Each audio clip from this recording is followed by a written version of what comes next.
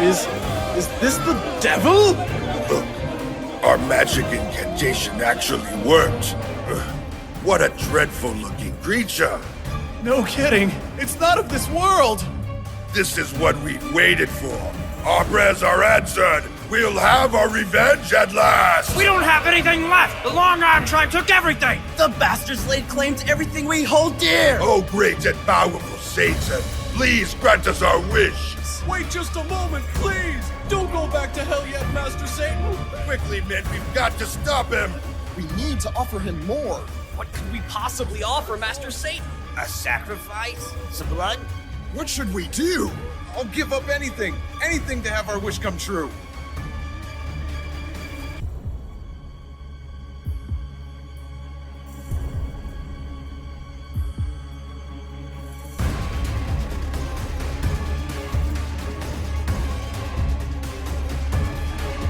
This is the One Piece Podcast, episode 666 for Monday, April 5th, 2021. My name is Zach.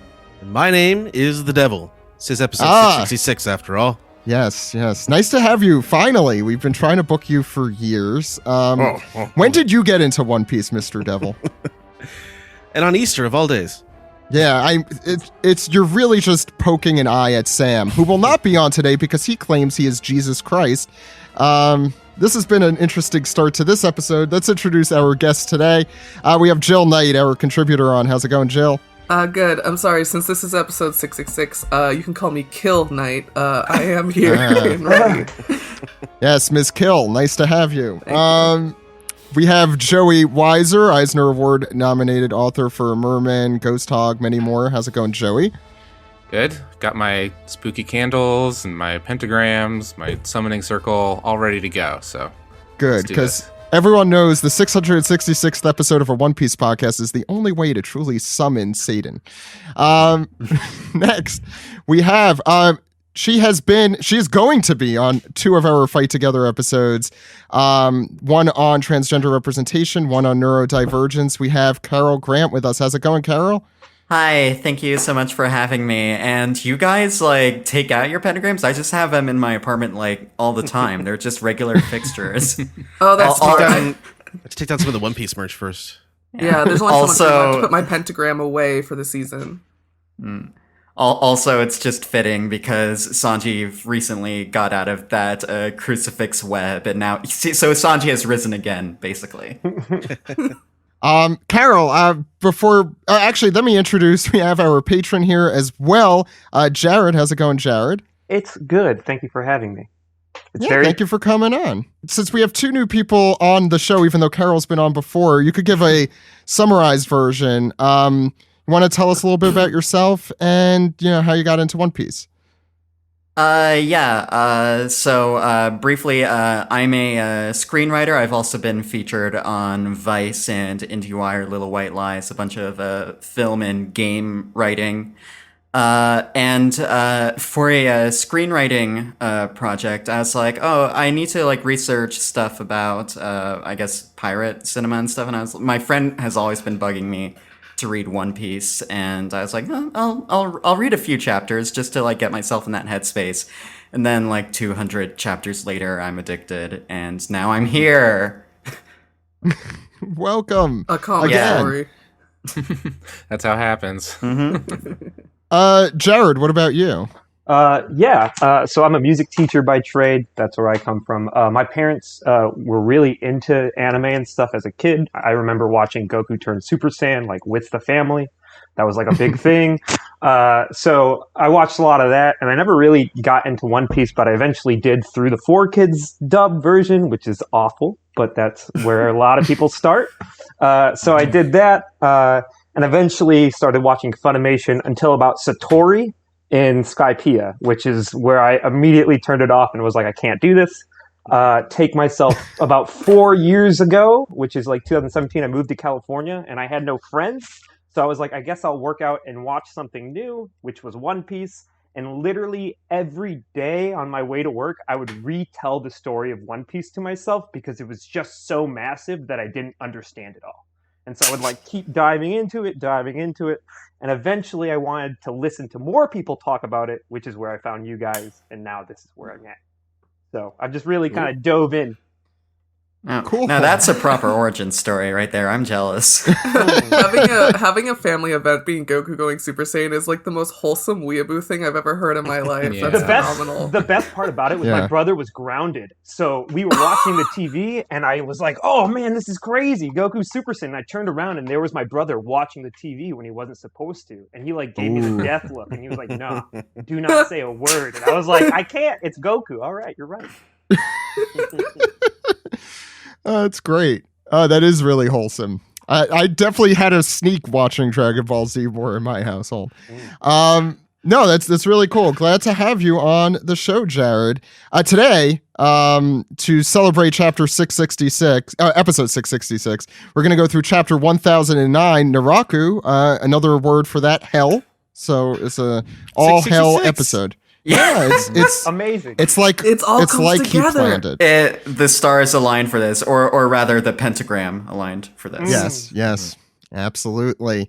So get ready for a lot of jokes revolving around Satan as we get into it. But before we do, I want to let everyone know that our Fight Together series starts this Wednesday. I posted all of the episode information up on our Patreon, but it's available for everyone to look at. The first episode's all about fascism and tyranny and government and all of that fun stuff. We have Zero, who has written for Anime News Network, Anime Feminist, and Crunchyroll. We have our very own Ed here, was on the episode as well. And Paula Gatos, who's often on our show, will be on that episode. And then on May 5th, Carol will be on for our transgender representation episode, which was probably the highlight of the season, I think. It was a really fun, great discussion. So please check that out when it comes out. That's also available on its own feed. So if you don't want all this other One Piece podcast stuff, you could just listen to the Fight Together stuff. And so before we get into the show, there is also a little bit of One Piece news. The Vivre cards are coming back. Jill, what was your reaction about that again? God, I have to spend so much more money on paper cards. I don't have a choice. You do have a choice. No, I don't. Okay, she doesn't. So you could check that out. Those come out on April 30th. I guess they're probably Wano related because they sure look Wano related, but I'm not sure. I don't know if they've said anything about it. There is also a new episode of the One Piece Times featuring our friend of the show, Roger's Base. And there's also going to be, I believe it's in April and later April, a special thing with Toei where Roger and Justin, formerly from Funimation, are going to be interviewing the voice actors, I believe, for Luffy and Zoro, and one of the directors for One Piece. Oh, cool. As part of a really cool video. I don't know if it's a series or just one episode, but that's going to be coming. And I think we'll hopefully have Roger on just before that shows up, so we'll talk to him more about that before it comes out. Last but not least, the anime recap this week. Even though they finally found the One Piece, this is not going to be the episode you want to listen to if you want to find out what the One Piece is, also because we didn't either. But we'll be talking in our double anime recap next week with Sam. Again, he can't be on such an accursed episode of the One Piece podcast, and that is why he is not here this week. So yeah, he's just too holy. So why don't we get started and talk about the manga? Okay. Yeah.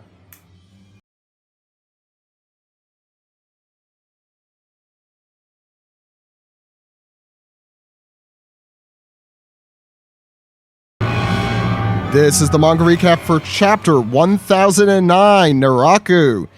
This Inuyasha chapter... Wait, actually, before we get started with that, Ed, before we talk about the cover or the color spread, you wanted to read a little bit of a comment from Oda. Sure. This is Oda's author comment this week. It's, I had a banana you can eat, peel, and all. It was like a crunchy banana.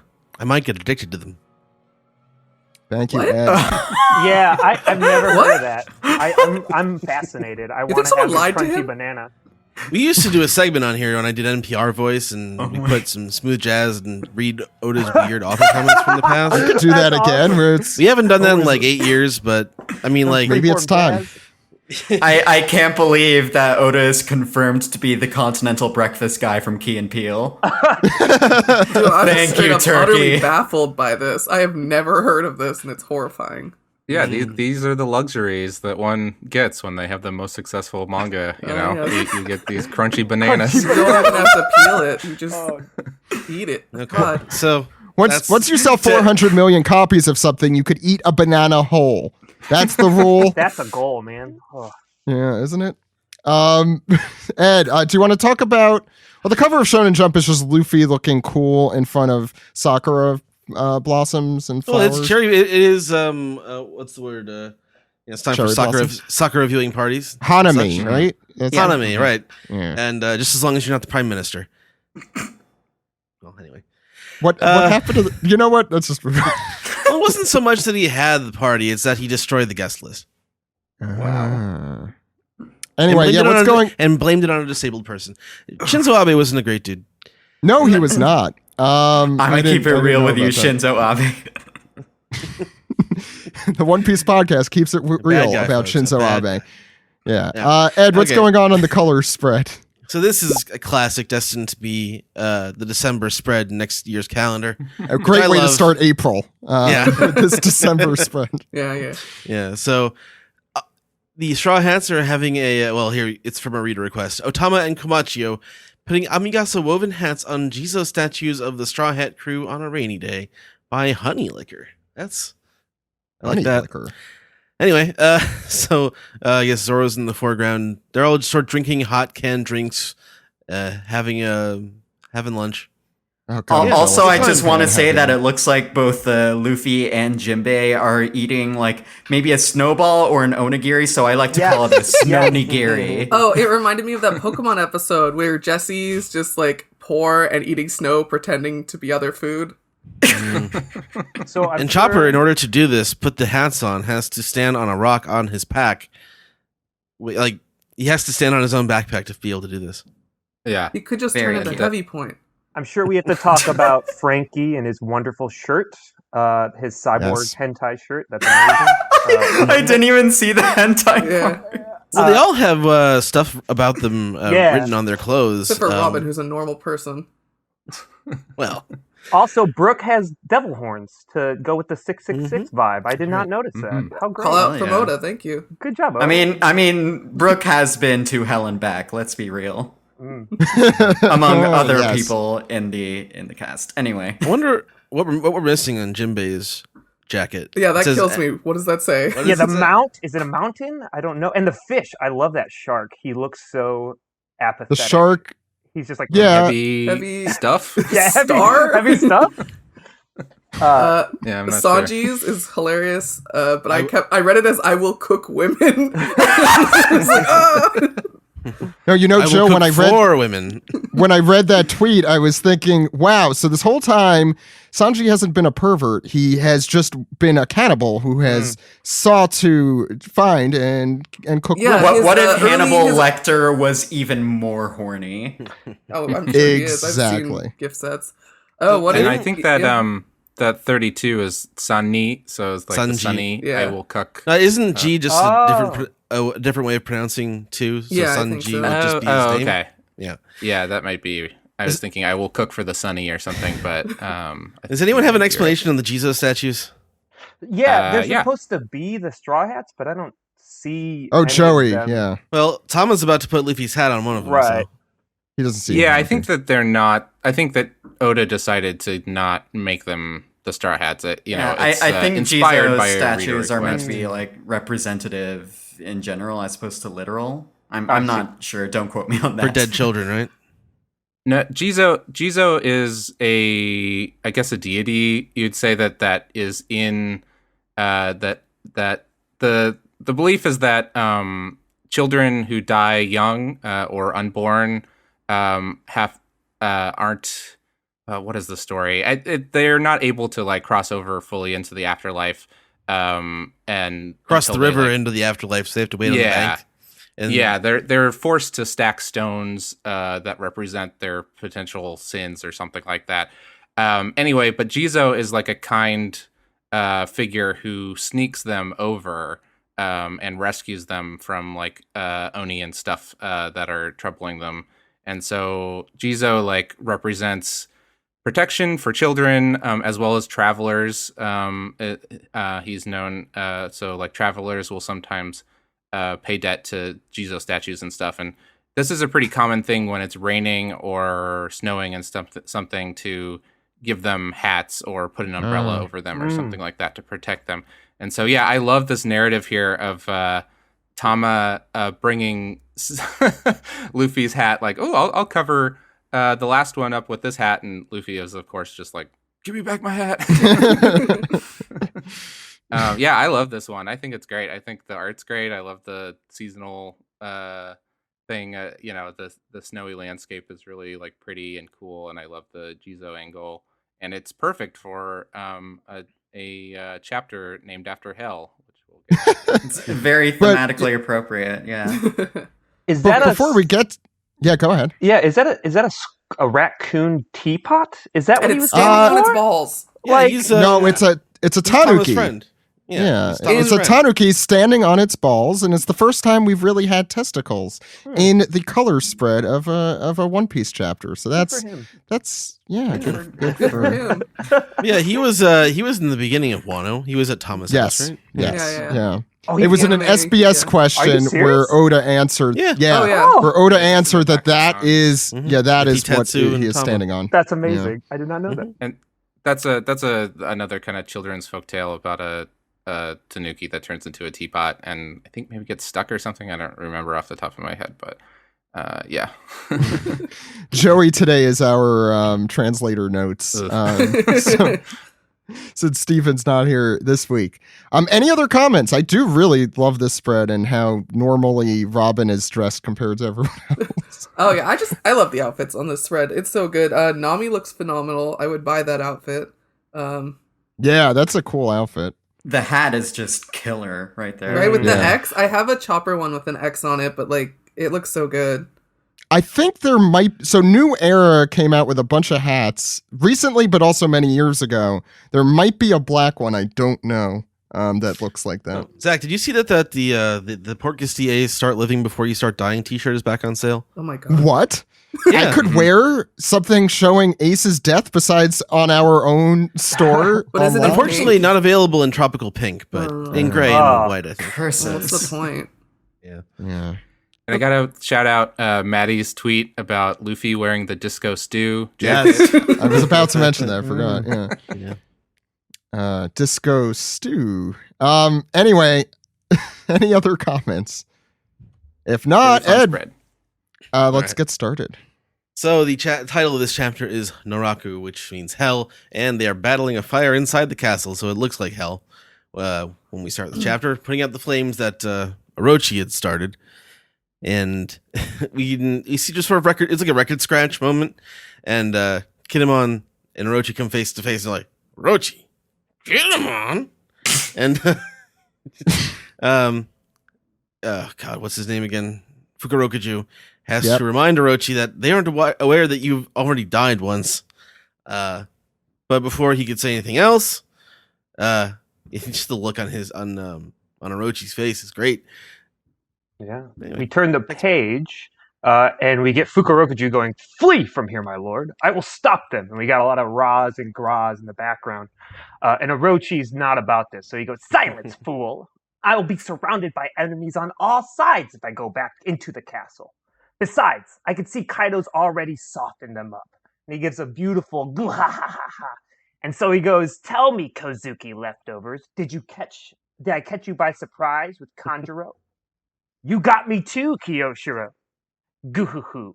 But let us overlook all those past treacheries." And we get this beautiful Japanese Shimimasen doing the babang, so you get a babang. "I have nothing to fear from you in this wounded state." And we see Kaido start to erupt into his form. We get more bang, bang. He goes, "I will devour every last one of you." And we get a grah. And then after 20 years of trembling at your ghost, you will feel my wrath. And you get a bang and a bang as Kinemon beautifully has a like sadistic face on him. And all the Akazaya 9 just slice Kaido's heads. I'm sure we'll talk about how many are left at the end of this, but we get a beautiful blah from Orochi and a bang as it finishes off. And this beautiful almost double page spread of them slicing off his heads. Yeah, beautiful panel there.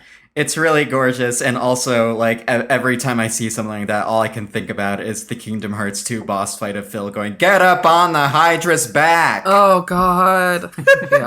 Yeah.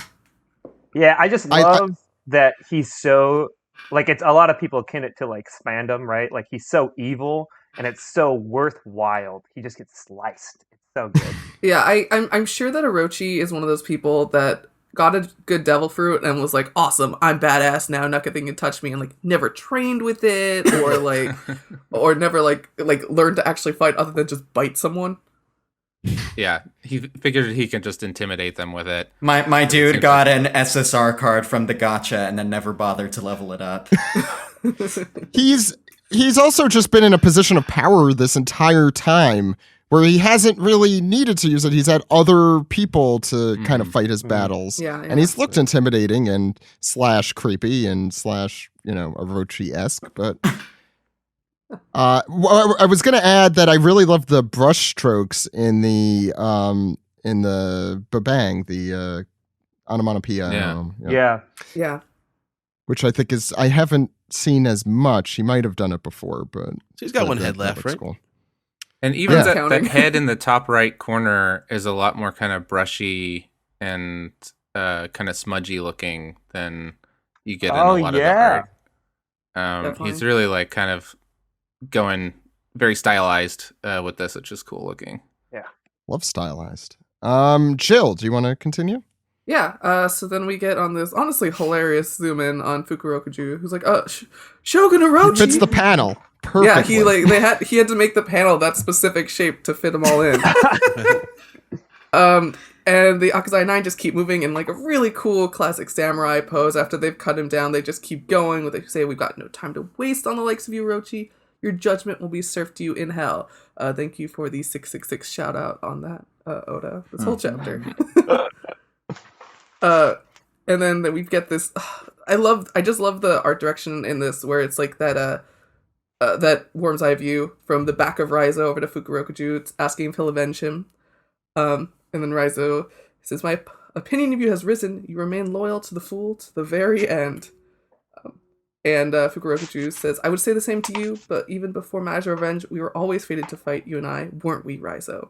I'm excited for a ninja battle, I'll be super honest. I know it's a pirate manga, but this should be... There were two things I want to point out. I never noticed the babang has in the exclamation points 2 ninja stars. I was trying to figure that out.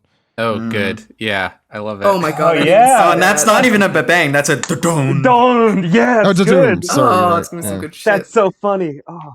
And Joey, you pointed out something about the top of this page, and by pointed out, I mean you put emojis. Orochi's body slumping. There is a pretty conspicuous large lump at the end of that tail there. At the top. I think that that is very likely his final head. The final head of Orochi. Yeah, it's on his ass. Of course. Of course. I also could watch Orochi get killed all day. I think I forgot who in our private chat said it was like the airplane scene where it's just people slapping Orochi over and over and over again. It's very satisfying. Yeah, hopefully Jill, the anime does it justice. They've been good so far, but that scene should be hopefully beautiful. Yeah. So then we go back up to the Skull Dome rooftop, where we've got everyone facing off again. Big Mom says, "Let's give him a big one, Kaido. How many of the 5 do you think will survive?" Mama. I love her. What a queen. She's phenomenal. So then we've got our boys over here. I don't know who's asking this. I think it's Kid asking Trafalgar. I think it's Kid, yeah. Yeah. Oh yeah, he's the only one who would probably call him that. Can you use your powers to send him one of them below? And then he replies that he would, but their hotkey is so strong it's impossible to move them, which I thought was a nice touch because I'm sure people have already been like, why doesn't Law just send them somewhere else? Yeah, sure. They're stronger than he is. That's why. Patrick, just send her somewhere else. And Avengers disassemble as Kid shouts out that it's time to disassemble, and Luffy, using his cool see into the future hockey, says, here comes something big, which I don't know if you needed hockey to tell that something big was coming when we have both Kaido and Big Mom winding up. Yeah, getting ready for that big golf stroke. Right? Be like, oh guys, I think they're doing something. What is this, Happy Gilmore?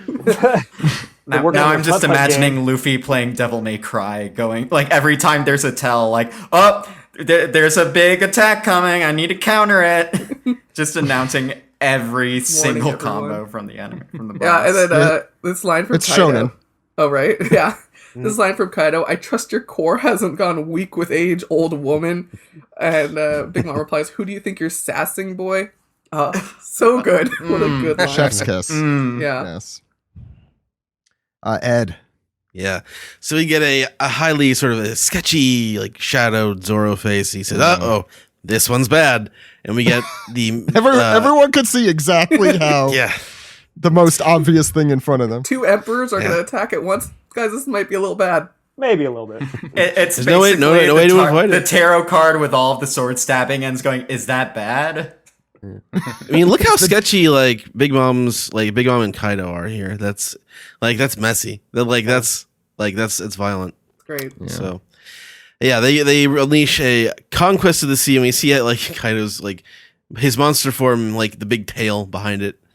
It's beautiful attack. It like the explosion is the size of Onigashima flying through the air.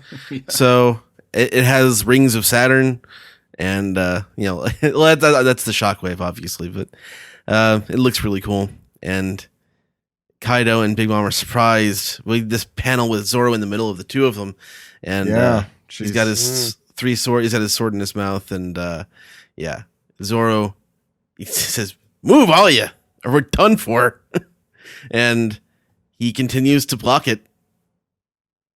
Go ahead. Oh, I was about to say that one panel where he says, "Oh, we're all done for," where he actually takes off his sword out of his mouth to yell. It's so rare that we see that.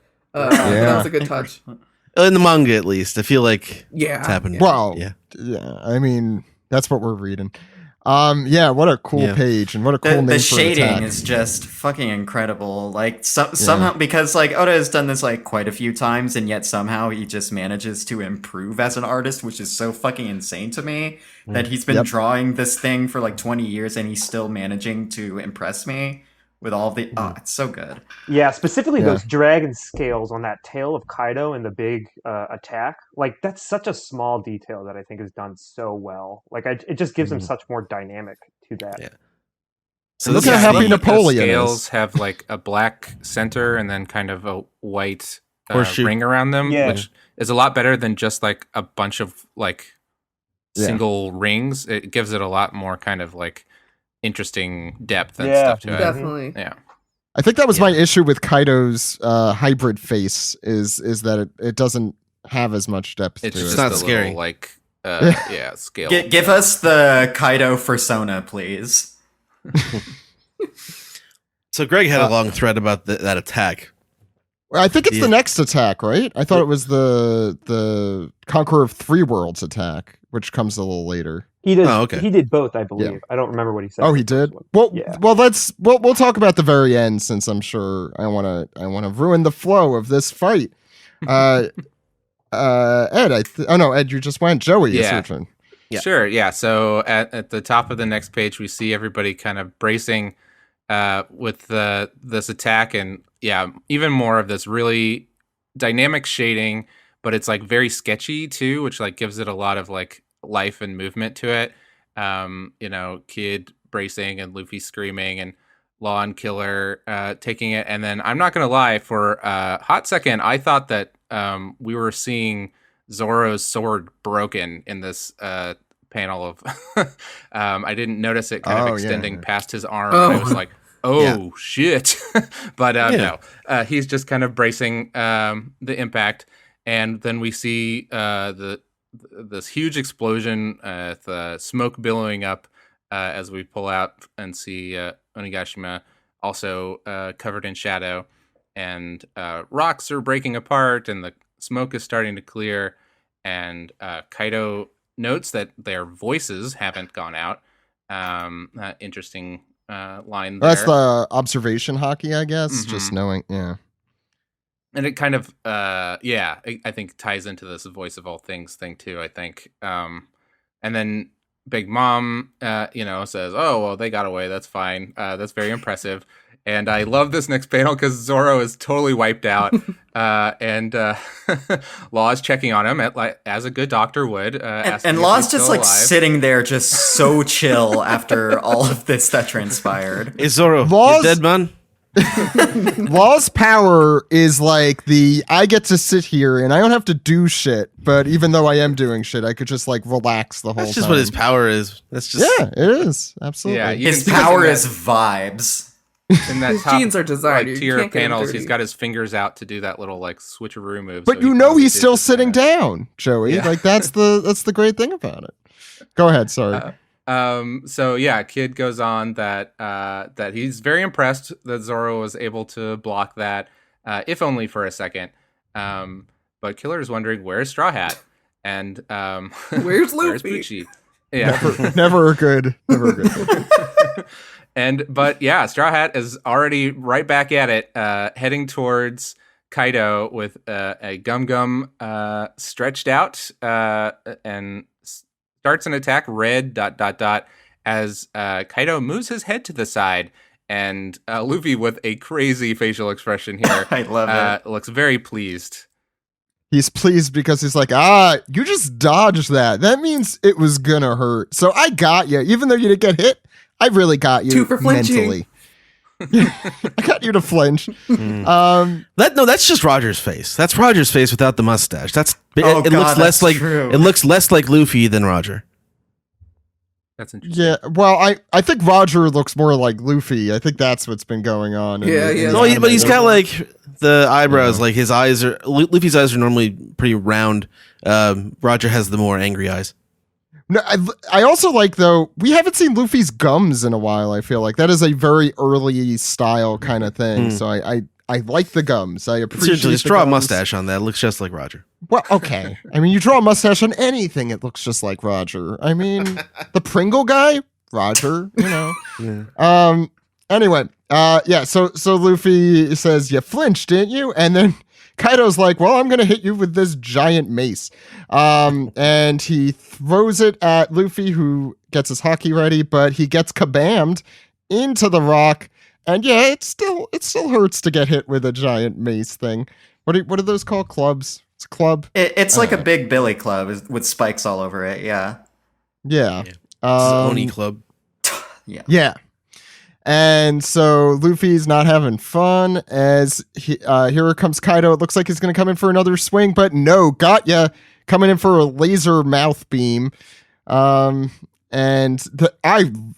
was a really cool panel, I thought. Like, I was talking before about how I thought Kaido's hybrid form was a little underwhelming, but this is super intimidating looking, crazy looking. Very DBZ to me.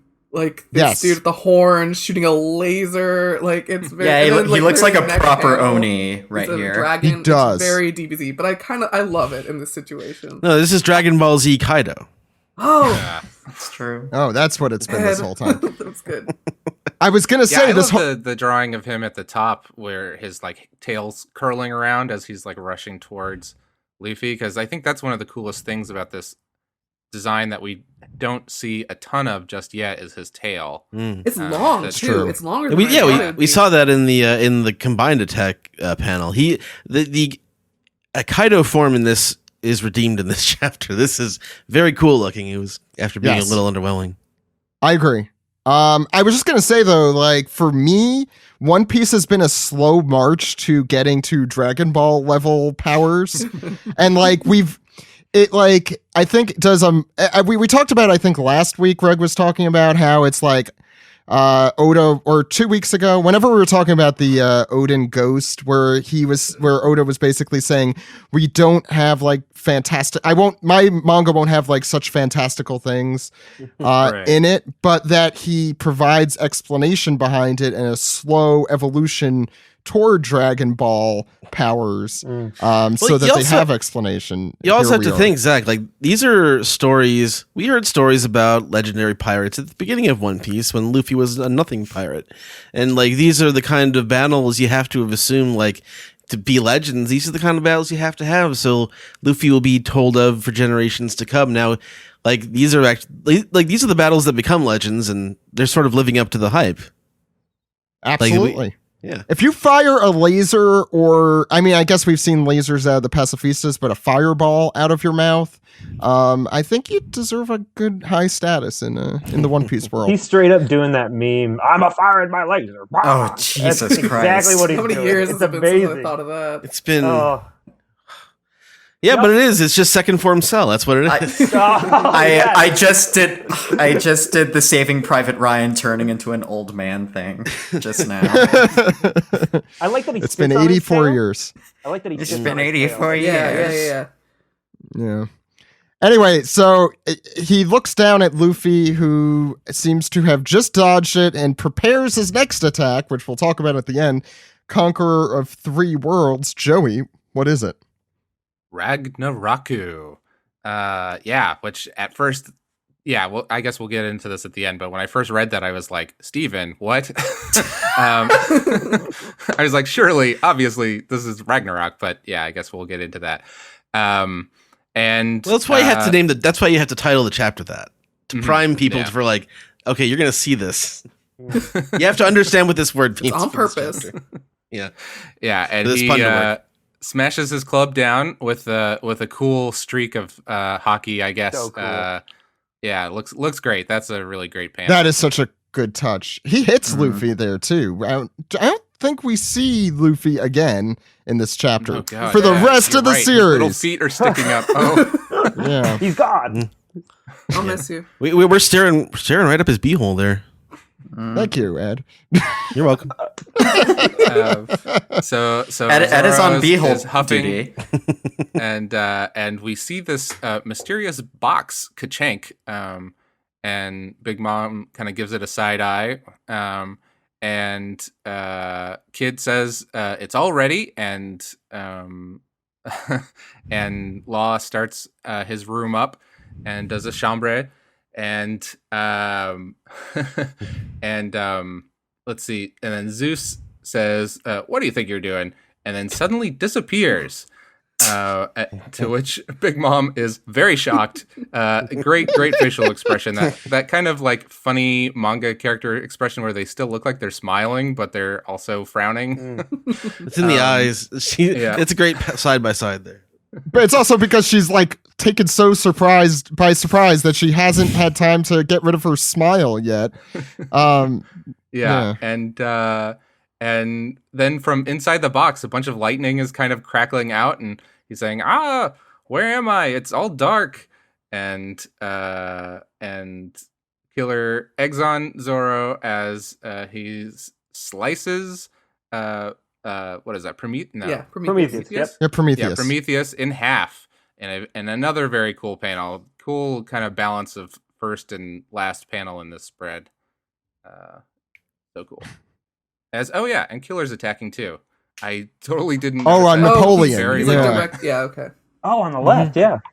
Yeah, he's Killer got is his the blade one in Napoleon's Yeah. mouth. Killer's the one we all forget. Killer's doing something. I never forget. I'll never Has forget. he laughed recently? Did Oda forget that? I think He's in very small panels lately. There's no room for it. That's true. So Big Mom. I'm just yeah, happy sure. to be here. That's Killer. Big Mom takes a tumble. Straight up just falls the hell down in a hilarious panel because laughing at old people apparently. as Zoro continues to cut up Prometheus, saying, "You're not getting any time to revert." Using Flame Rend, crossing the 6 paths, which I believe he'd learned from Kinemon, or at least the Flame Rend part. I mean, Zoro says at the beginning of Punk Hazard that he wants to learn how to do that, so I guess he did. Yeah, I think a lot of us thought it was coming, after Kinemon. Well, we talked. He did it back in, I think, chapter 1000. Yeah, it We saved had this Luffy. discussion. Mm. Yeah, Right, he just stole the power, and we talked about how, wow, that was really that was a lot of buildup for I just stole it. That's it. Oda does not care for training arcs. We know this. Yeah. No. Yeah, Zoro's making some straight up Prometheus sashimi here. A lot of slicing and dicing. Wait, can you have sashimi for something that's inherently already cooked? Maybe please. it's katsu or I something. mean, it is raw. It's raw cooked. Let's be real. I don't know what the fuck that means. Naked flame. And then we do get to Killer, who's just slashing at poor Napoleon, who's like, no, stop, I'm just a sword.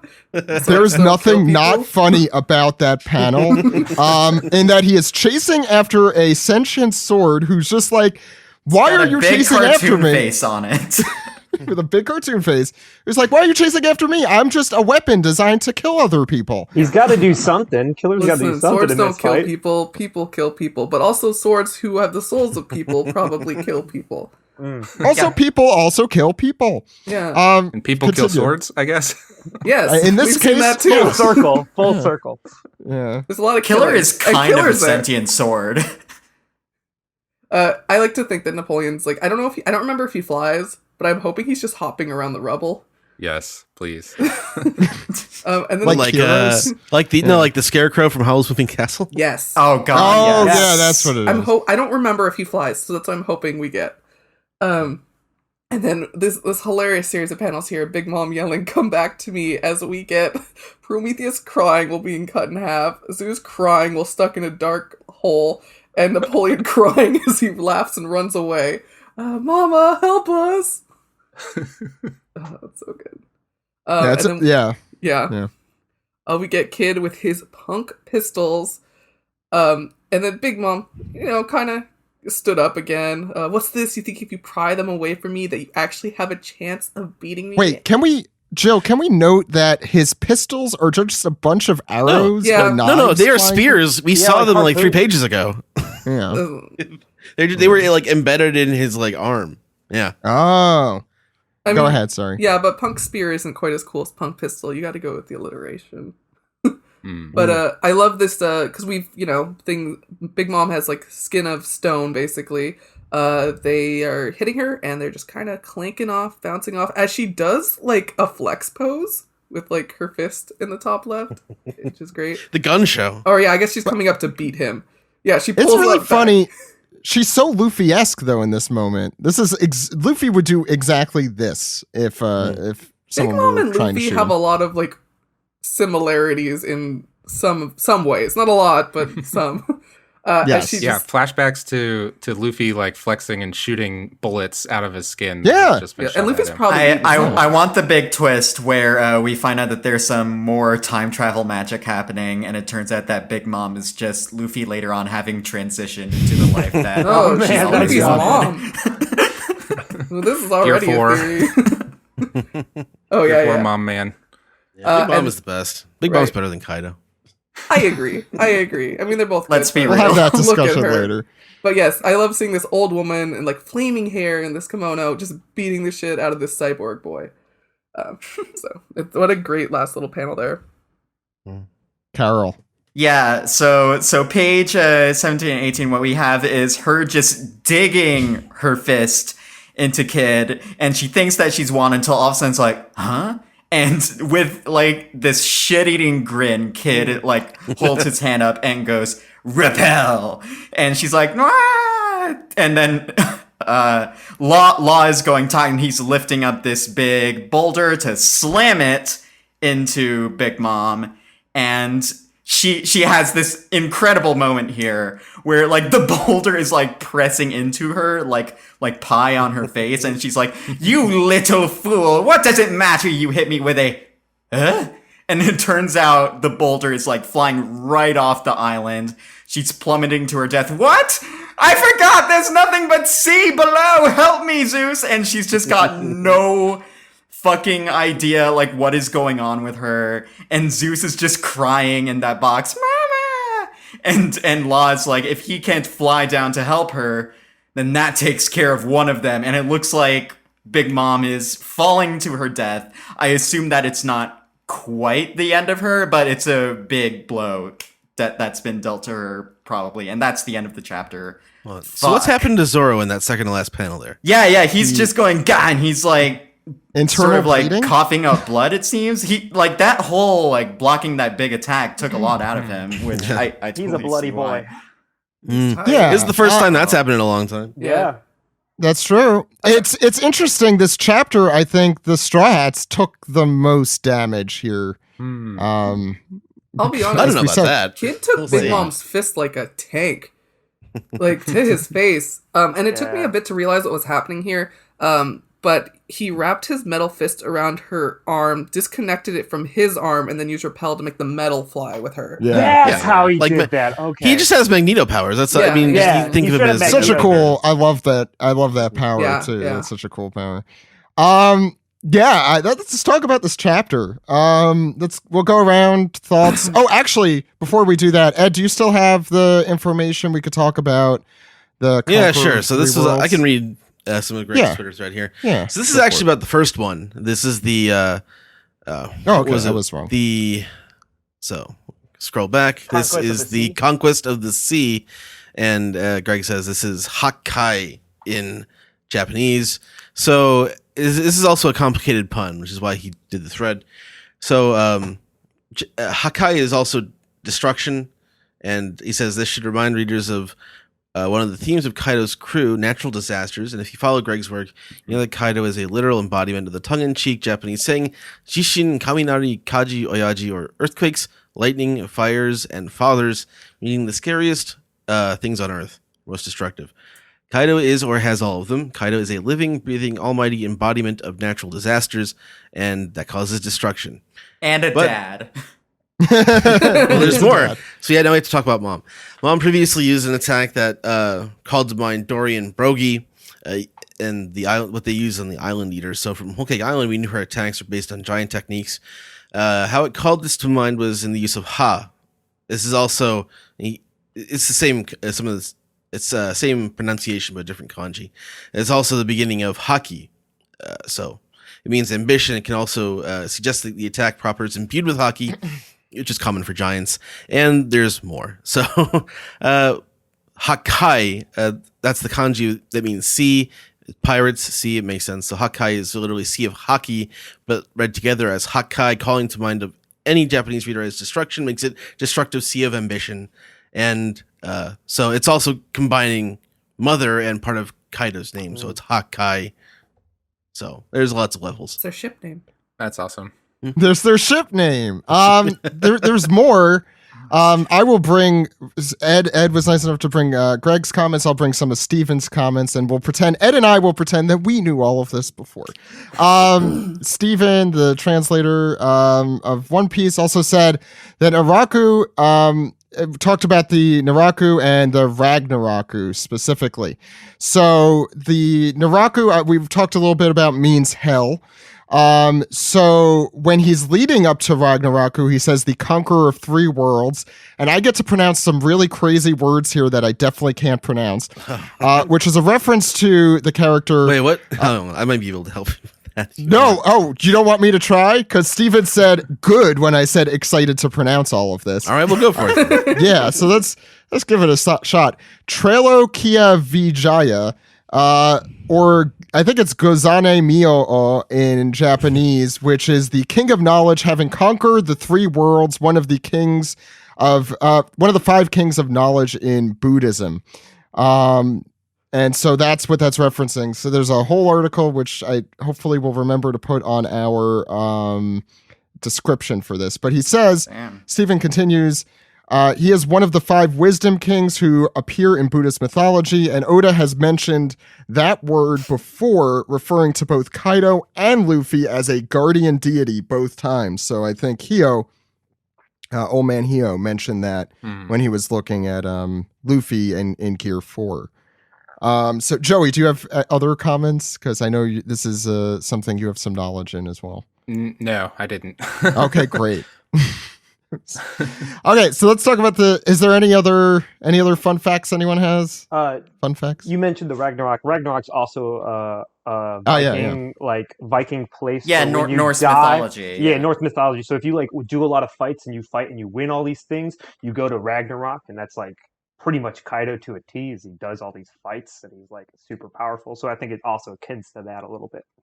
So Kaido is Thor, basically. Yeah, maybe.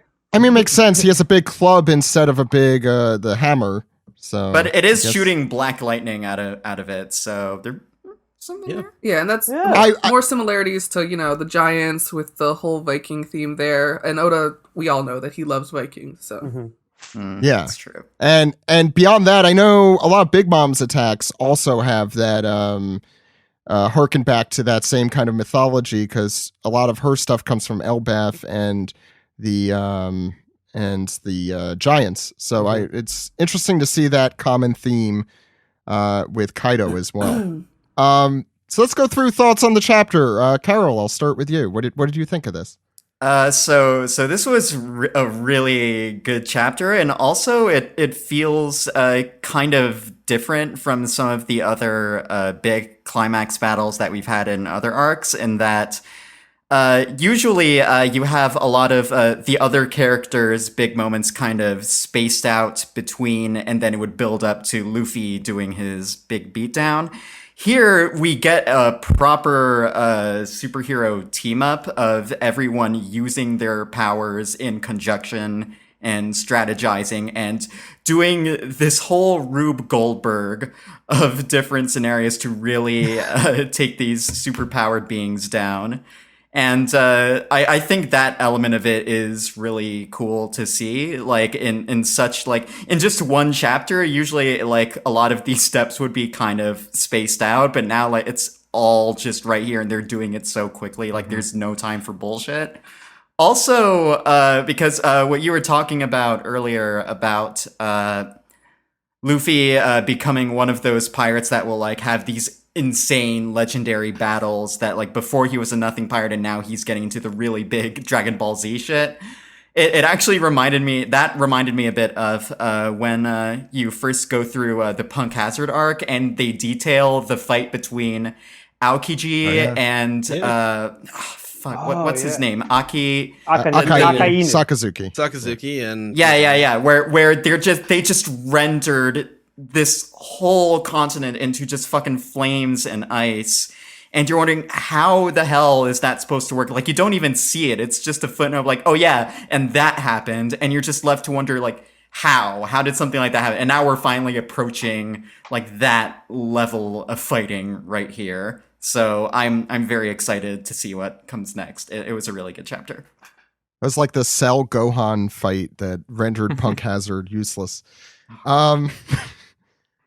Jared, your thoughts? I really like the Shimimasen music stuff that Oda put in the beginning. I think it really works well with the samurai. I think it just adds more to just the feeling of what's going on, very much like a play, and that I think does really well. I don't think Orochi is dead, because I mean they only cut off 6 heads. They cut off one earlier. He's a Hydra. That's 8. So there's that little thing. I also really like small growths.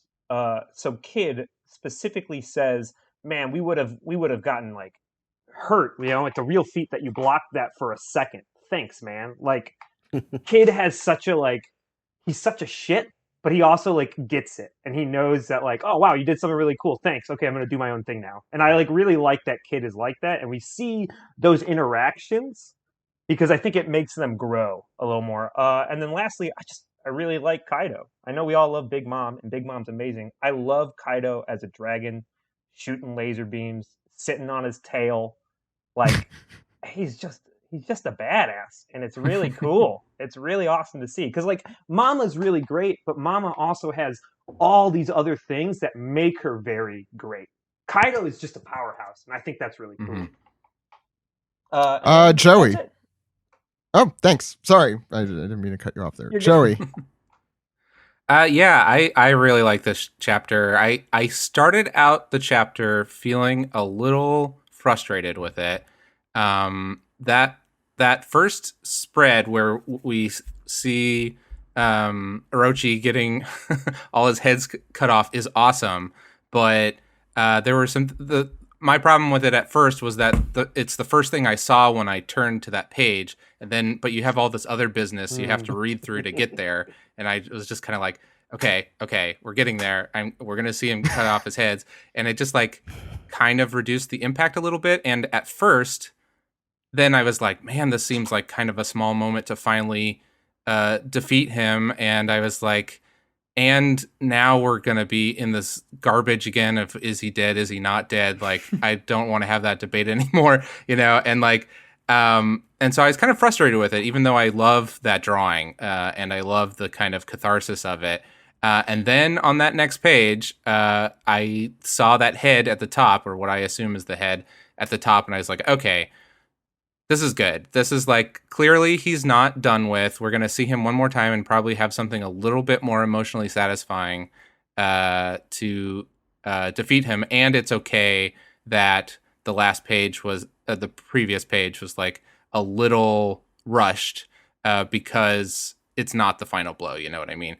Instead, we just get this like really cool moment. We get to see all the Akazaya samurai just be awesome and see those great drawings of those heads flying right at you, which is so cool. And then moving on, then all the other stuff is just like amazing. Like, yeah, I think that I like what you said about it being cool that a lot of the action here was coming from like Kid and non-Straw Hat characters, showing that they're useful as well. And yeah, we've already talked about all the art and stuff looking really great. The last kind of thing that I think is really interesting about this is what's happening with Big Mom, knocking her out of the fight, essentially.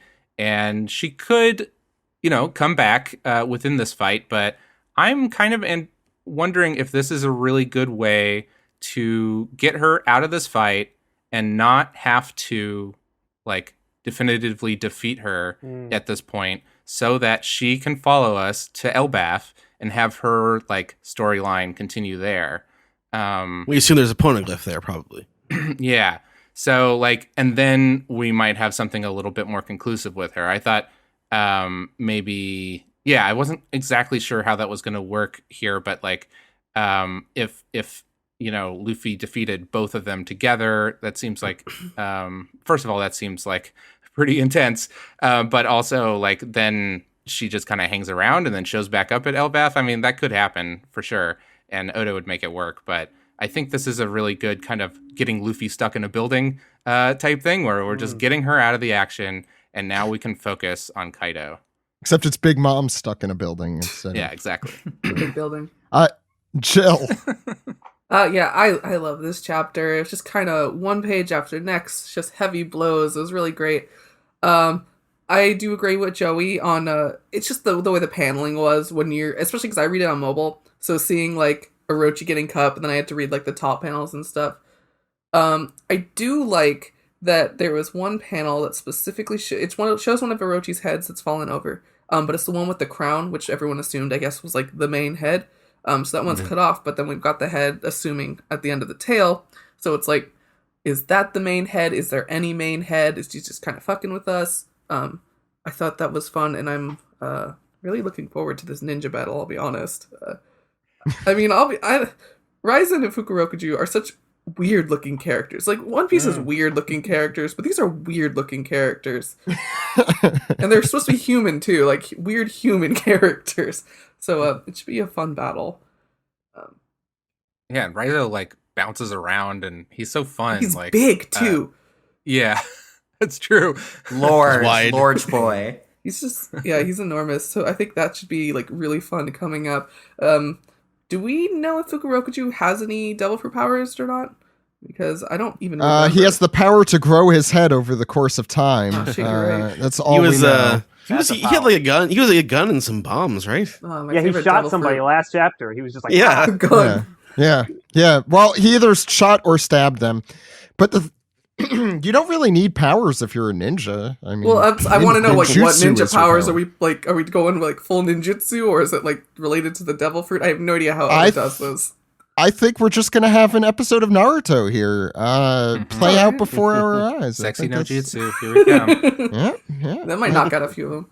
I'm gonna be the king of pirates, Databayo. Oh my god. Believe it. Oh, okay. That was weird. Yeah, so ahead. Big Mom and Kaido honestly are just a hilarious match together.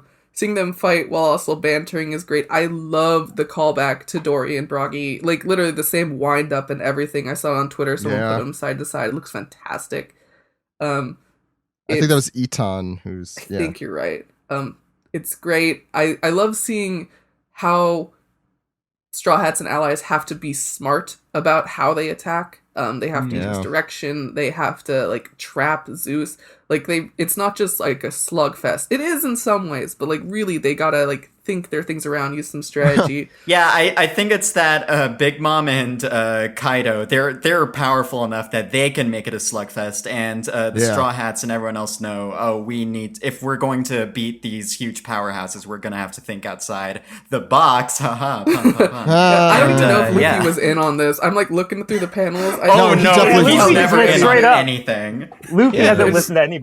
Yeah, I'm sure Law was just like, just let Straw Hat be the distraction. Yep. It's exactly they've reached that point where they're like, oh, let's use Luffy's instinct as a distraction and as a tool for our plan. You know, that's been the case, I feel like, since Whole Cake Island. So it's because you can't like tell him a plan. No, and make him do it won't matter.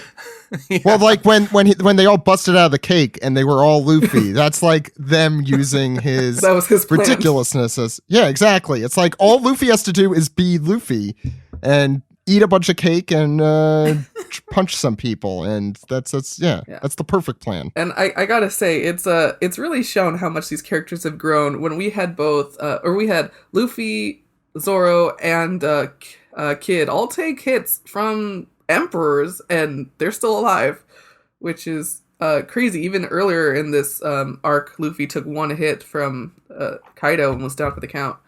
So it's fun seeing how they've grown. That's true. Yeah. And finally, Big Mom flying off, hilarious, absolutely so funny. I'm trying to think of like what happens next. I don't remember where her crew is, to be honest. I don't know where her kids are. Except for Sparrow's being a dick down there. Yeah, well, they're like in the castle, right? Only Sparrow. Yeah. Everybody else, I thought. Yeah, I was mean, at they had the bottom of the falls. Yeah, or are they all the way at the bottom? I don't yeah. remember. But I mean, she has a ship, so she could fall in that. You know what? She could also fall in a waterfall, lose her memories again. We could get Olin back for permanent. Oh boy. We just Probably not, but okay. who knows? But I don't know, Kaido and Big Mom's designs in this chapter have been so fun, with her hair on fire, Kaido's scales, and his tail being way longer than I thought. I don't know, there's so much to love about this chapter. I am just incredibly looking forward to what's coming. You know, I didn't realize, but we're talking about all the shonen shows too, with Dragon Ball particularly. He's gone from Shenlong to Purunga, you know, in his look. Nice. It's cool to see. Ed, I think you're last up on our list here. What did you think of the chapter? This chapter was a tremendous action chapter. Like, this is some of the most fun. This is One Piece being about. This is like the core of the shonen, just doing cool moves and looking like a badass, and also getting their gags in with Orochi. So, I'm kind of curious to think about who would be the person to cut off Orochi's last head if he is indeed alive, like I think he is. But I wonder if they would do that to like have Momonosuke do it, or Hiyori do it. Yamato, I guess, could even. Yamato could do it, but well, yeah, to avenge. He just walks by and he just Whoop. Okay, I'm done with that. That's smooth. But, yeah, that's interesting. I like the comedic timing of that with Fukurokuju and also Raizo at the end. But yeah, that it's interesting. So I was reading that the chapter on mobile because I wasn't home when it came out, and it's interesting because I had it on like vertical, so I was only looking at one page at a time. So the thing with the heads that you noted, Joey, I didn't really notice that because I had half the thing still covered up. So I was actually kind of disappointed that I had to do that, but it sort of worked out for me in that instance.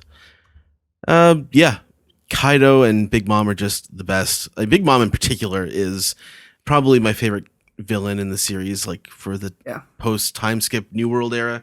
Like, in the fact 100%. that yeah, I love the fact that she gets taken care of in a way in this chapter, so as to, this isn't. Kaido could be defeated here. Big Mom has other things to do.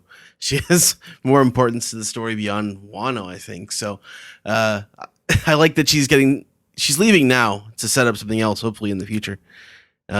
These attacks just are so powerful. They are as I was saying during the review, it's just like, this is how you create a legend in the first place. So people talk about the Battle of Ed War, with Gold Roger.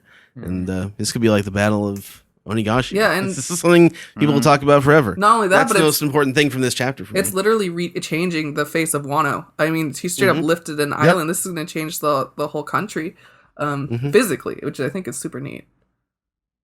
Agreed. It's interesting. Do we know if Otis watched Lost? Because it's funny because like this is obviously the Hydra Island. Yeah, this is the Hydra Island, but there's a Hydra on this. Oh, island. right. Yeah. Yep, that's true. I don't know. I'm sure Greg has tried to push it down his throat before. I'm sure, yeah. Yeah. Or anything else, Ed? No, I'm good.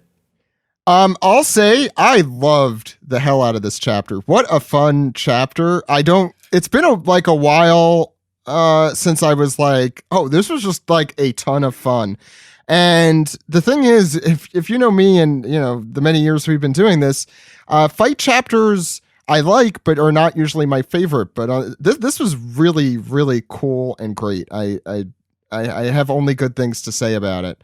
I'll say the same thing as Ed. I was going to say the same thing as you because I always read the chapter first on mobile because it actually comes out first on the app for whatever reason versus the web version. I don't know why. But I also want to be able to go back on social media without being inundated by spoilers. So I read it ASAP and then I could read it again. So I also did not experience Joey's thing. And I kind of did like how you have to remember why you hate Orochi. We all know that we hate Orochi, but it's important to remember why he sucks and how much he sucks. That whole fight was cool. I really look forward to seeing Raizo and Fukurokuju. I don't know why I never put those two together before, because obviously it's a really obvious pair up there. Yeah, I always give Big Mom the credit she's due, and I have been a little bit more sour on Kaido, particularly with his form being revealed last week. But I think Oda did a pretty damn good job showing how badass Kaido is in this chapter. I think the Ragnarok attack in particular is such a standout moment for him. I love the duo attack just because it's both. Absolutely. Yeah. The homage to the Giants, and it's just a reminder of probably where we're going next. Yeah, it's one of those things where it's like Big Mom probably, like, obviously the Elbaf influence. I don't remember the age difference between her and Kaido, but I mean, she's older than him, right? Yeah. He's sure. like He's a little brother. Yeah, so like, he's I don't know. I like to the think crew. maybe she like taught him when they were on the same crew. Like they came up with like cool team up attacks back when they were on the Rocks Pirates. Like I love that idea. I like that. I love that. Yeah, I would love to just see kid. Well, I guess not kid version, but like teenage or adolescent. Yeah, or 20 I something. hope we get like a little like villain like mini flashback there because I really want to see him. I would be surprised if we didn't get some sort of Kaido flashback. Yeah, here. we gotta get something. Yeah, especially since it seems like that was kind of a precedent set with Big Mom in Whole Cake Island. And there's a lot we don't know about Big Mom still, which is what makes her such a compelling character. Before I talk about Big Mom for a second, I just want to note, and I'm very surprised I didn't mention this, how incredibly badass it is that Zoro managed to fend off, as Kid mentioned, for a second, and attacked by 2 Emperors of the Sea. I think is an extremely OP move here. Take that acronym. Well, it's important though. It's important because this is the first time in the time skip, like except when he got stabbed in that fight in the snow. He did get stabbed once. Yeah. But this is the first time he's like, been pushed to the point of like being covered in blood since the time skip. Zoro has been incredibly OP like this entire like time skip thing. Like I remember like back in Dressrosa when he cut that mountain in half, and I was like, well, Zoro can just do anything now. And it's nice to know that Zoro is still human, at least somewhat, because it's like, again, he has no devil fruit power, so it's like, Jesus Christ, my dude, you're just a fucking. He lifts. He lifts. It's awesome. Yeah, there's Mihawk. But I was going to say, you could even see from page 8 to 9 to 10 to 11 the amount of heavy lifting Zoro's doing, because Ed mentioned the Saturn rings, but you'll also notice that the attack itself is kind of being bottlenecked at the top of Onigashima, and when you turn the page, you see it's just released into the atmosphere, basically there. And how badass that Zoro's the only thing standing between that happening. Like that, it is nuts. I know we don't, we're not power scalers here and not close to that, but it is crazy to think about. Well, you were talking before about like, it's cool, or someone was talking before about it's cool that non-Straw Hat characters get all this focus on them. But outside of Zoro and Luffy, no one else in the Straw Hats could be a part of this fight without dying.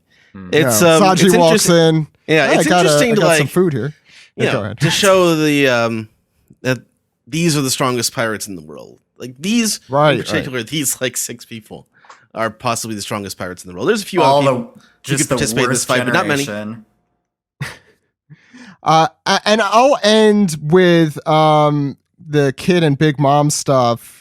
And Big Mom, how badass and awesome, and yet also so One Piece-y in every way. I think she is just so. I think the reason why she's a lot of our favorites is just that she so embodies the One Piece villain, in that she has a humorous side, she has a crazy ass power, she is strong and doesn't let people tell her what to do or get in her way, and she knows what she wants, but she's also completely this like X factor. You never know how she's gonna mess up the plot for the good guys.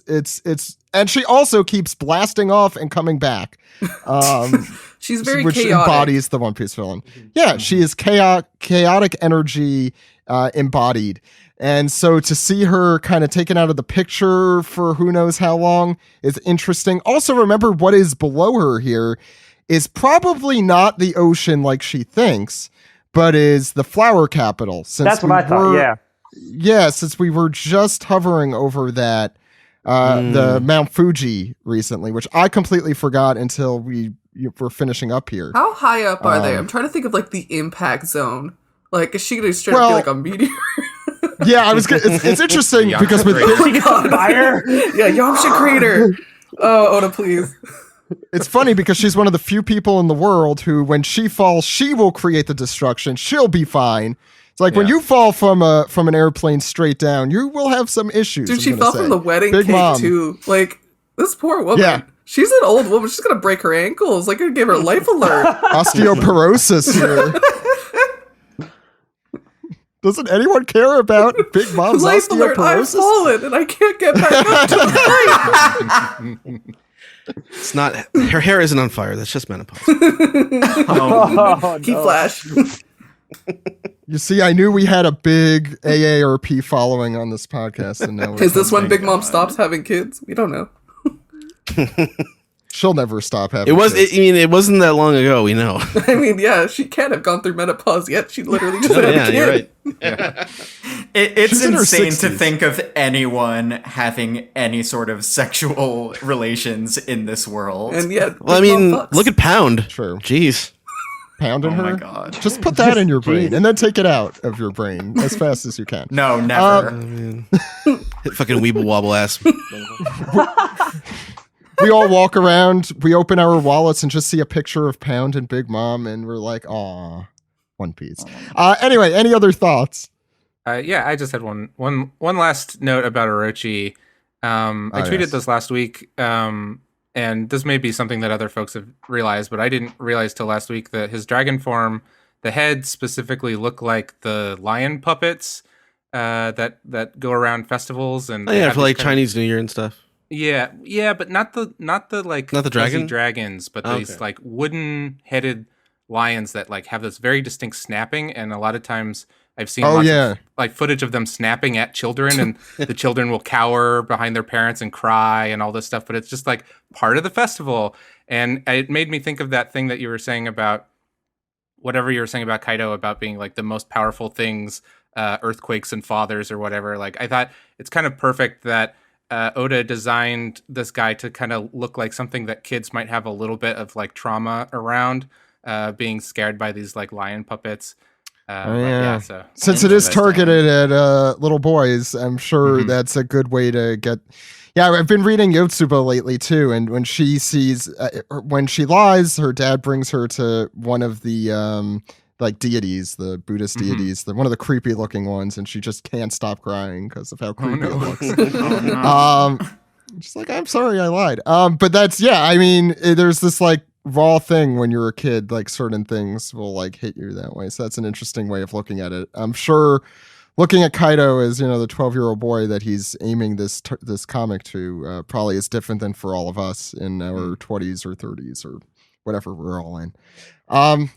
Any other thoughts? Speaking of him being a dad, I know that Yamato and Momonosuke are definitely going to factor into at least some sort of final bout with Orochi, but I would definitely really love for them to be involved in some way, no matter how small, with the fight with Kaido, because again, just like a lot of big revenge feelings just coming from that. And I hope to see that squared away in like later parts of this whole fight, because it's looking like it's building up to something really cool. I totally agree. I feel like Yamato and Momo have to make their way up there in some way.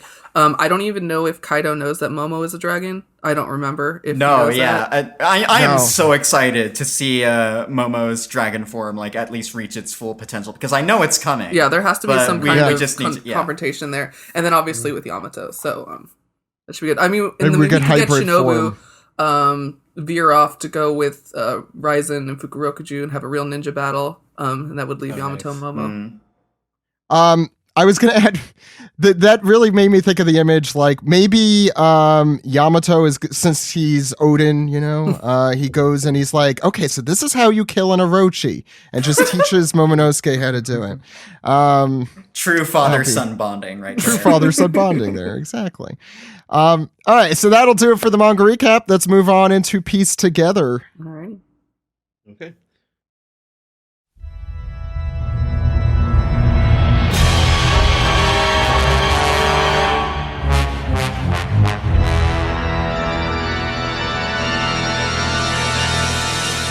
This is the Piece Together segment where we take your questions, your comments, your theories, and I've fallen and I can't get up. Can anyone help me, Ed? What's the first segment called? Zach, it's called Dis-Piece. So this segment within a segment, I was explaining to Carol what the Piece Together segment is. This is where we take our Discord questions. They're from the extra special people who donate to Patreon, just like Jared. So what do we have on Patreon? Jill. Wait, I thought... Okay, you know what? I closed out of it because I thought you said I was doing Reddit. Oh, no. You're right. You're doing Reddit. I am doing Discord. Everything is very... Okay. We're all Big Mom now, like, oh, with all these newfangled Reddits and Discords, man. First one comes from A Monocle is a Reverse Eye Patch, who says, hey, people have weird names. Hey, I was OPP. answering a question from last week. Yeah, I think he was. Hey, OPP, what would it take for you to wear Frankie's hentai jacket in public? Now, hentai means transform also, right? That's the That's the pun joke. there. Yeah. Not totally- I'd pay. I'd totally pay to do wear it. that jacket. I mean, at a con, yeah, I'd wear it. In person, I would just wear it maybe. everywhere, anytime, no matter what. Yeah. Yeah, I that think would this- be It's better than us. The cyborg on the front is more interesting. Like, I feel like someone asked me more about cyborg than hentai.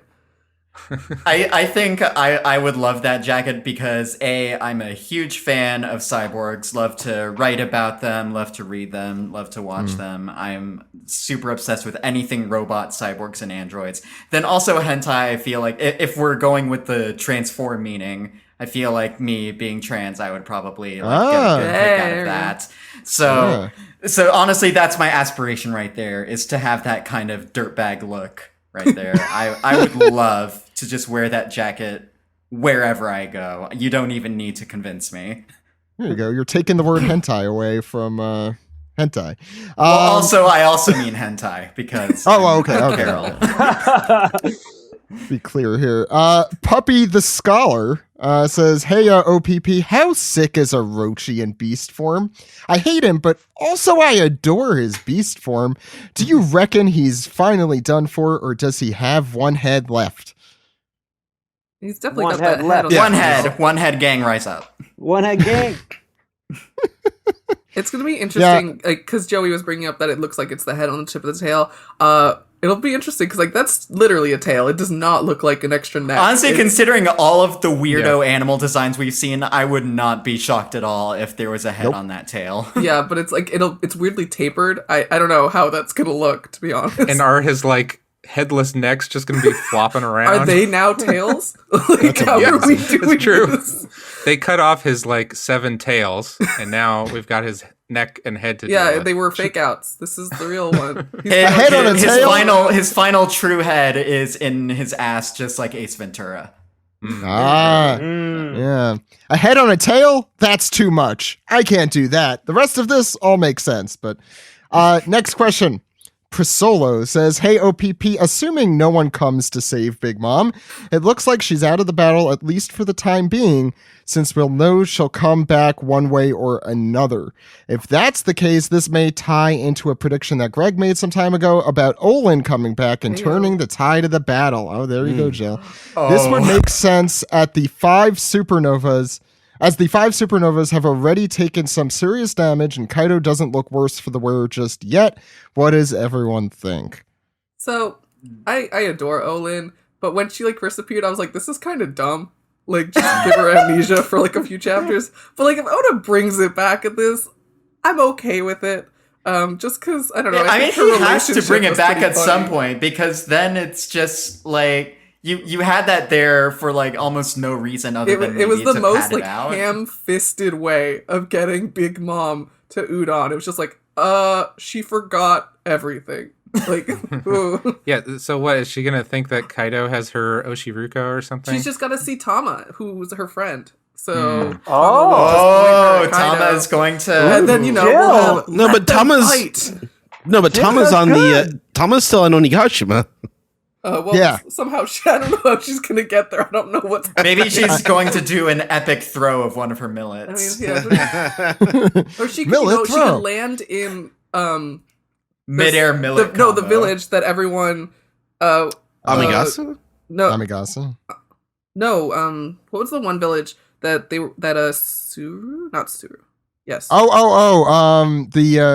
is it the Okabore? dilapidated Town. area. yeah Okiboko. Okabore. yeah, that she was friends Okabore. with them. I don't know, I'm just like, it's so weird to me that Oda threw in that amnesia thing, because like we've already had amnesia with Sabo, I'll be honest, and like it's such a ham-fisted way of That doing was it, the worst. that if he doesn't bring it back, I'm like, that would be a very dumb part of Wano, as much The as I love only- Big Mom and Olin.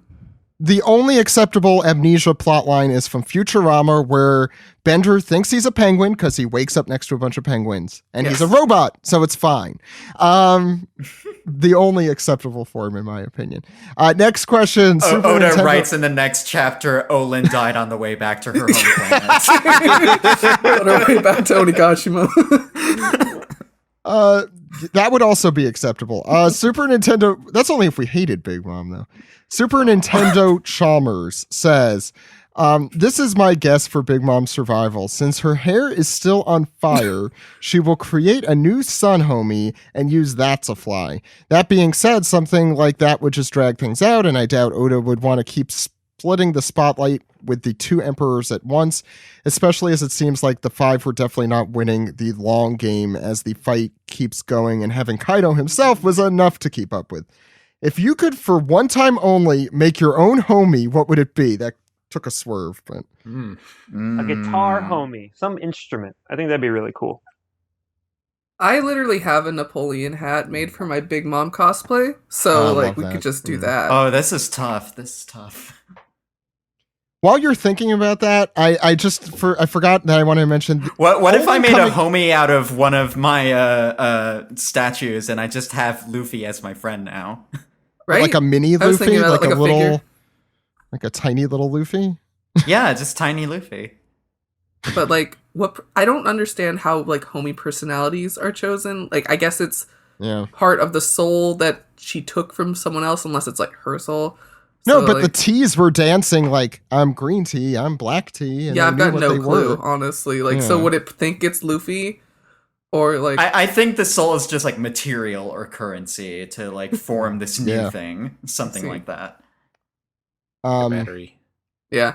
I was just... I never go back to previous questions, but I just was thinking how cheap, though, it would feel like if Olin with the amnesia would come and fight for the good guys after all that.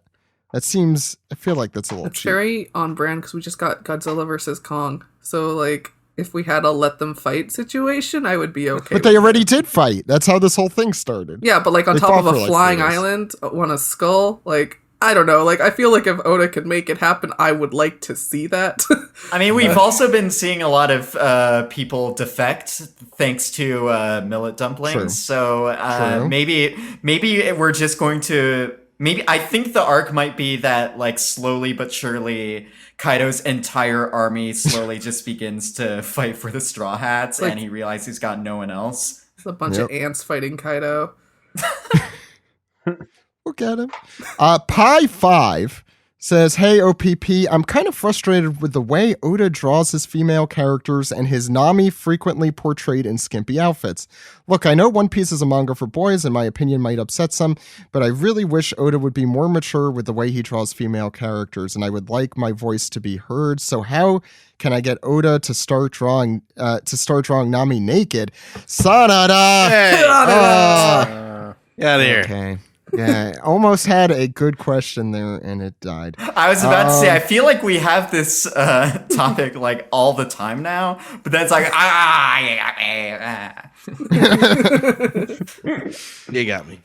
Yeah, I'm just gonna move on.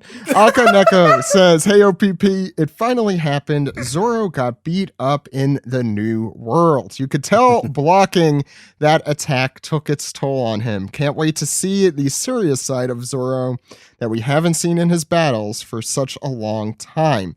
So here's a difficult scenario for you. You now have the chance to eat a devil fruit. This really took a turn here, too. You now have the chance to eat a devil fruit and will know with 100% certainty you'll get the power you want. However, you will have to give one other member of the podcast an unfavorable power from a devil fruit. What power are you taking, and what power are you giving, and to whom?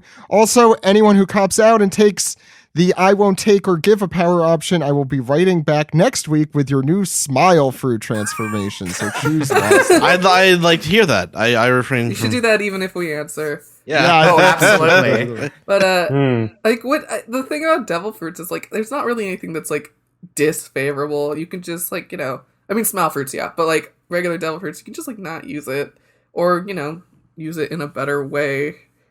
I want to give somebody the jacket. Yeah, that's the first one I Whatever thought it of, is. not gonna Yeah. lie. Give it, take it. I don't want it. Here you go, Steve. Here is your jacket. That is the fruit. grossest fruit, like by far. Tastes like old shoe. No, you know what? The worst part of the jacket fruit would be being the jacket tea, not the jacket tour. I think it's just awful all around. Just every It's bit all of it. bad. It's all weird. I would like to see. I don't know.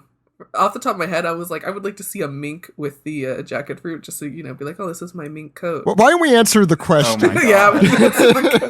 I never say that, but this is a gross direction we're taking. I'm trying to think. Yeah, go ahead, Carol. I think I would take any kind of Zoan fruit because, I'm low-key a furry at this point. I mean, it took a hard time admitting that, but I might as well. I just kind of am. That's valid. So, I might as well just fucking embrace that and be, the closest thing I could be to a mink at this point. And meanwhile, I would give... I would give a human the human fruit just to see the weird fucked up Cronenberg paradox that transpires from that. Wow. So any member I don't of know the who I'd give podcast it to. I'm just going to pick random Jared because you're the patron, but you have to pay some other way. I love it. I'm the human. Come on. Exactly. It depends what model of the human fruit. He could just be a Buddha or something.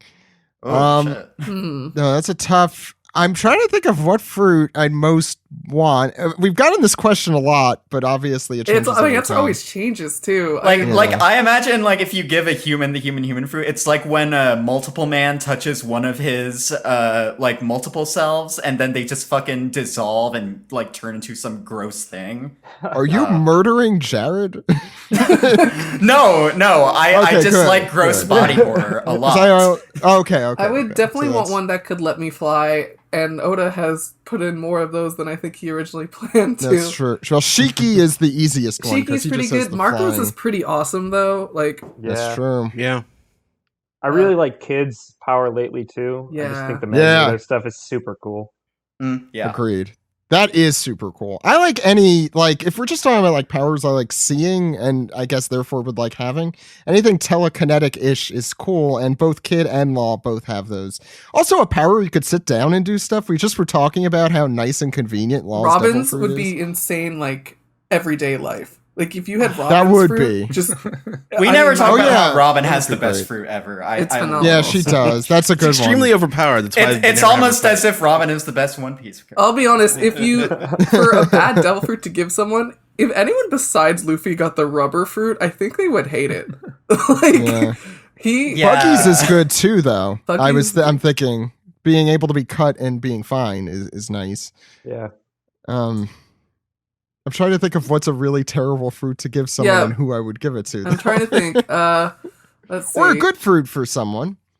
We could be nice to other members No. of the podcast, I guess. No nice. That's not the Only that's not mean. the question. What was Giola's fruit? The one. Art. Oh, that's a great one. Yeah, the art The fruit. art Or art it's fruit. different than Conjuro's. Which is Oh, I love ink Conjuro's fruit too, though. Yeah, that's what I was kind of thinking. I was like, well, do I want something art related? And Conjuro's kind of freaks me out. The idea of something that I draw coming to life, is a little upsetting, actually. It's basically like that episode of SpongeBob with the pencil. But but I think Yes. Giola's I could probably handle, so I would take that for myself, and then I would give Conjuro's to somebody who can't draw, because that's even better. That's oh, Conjuro's give it to way me. better, I so- can't draw for shit. Sure, you can have it. And then I want to see those creations, those horrible creations, come to life. Do not give it to Ed. Ed's drawings will hurt people. Oh yeah, they'll scar their minds. I mean, mine will too in some way, but Yeah, true. Next, we only have two more on Discord. Akaneko says, "Hey OPP, it finally happens." Or I read this already. Brute said, didn't I? No, I did. Yeah, that's the one I just read. Brute said, last Discord, hey, OPP, been thinking about Fukurokuju and how his mythical inspiration in Japanese legend had the ability to revive the dead.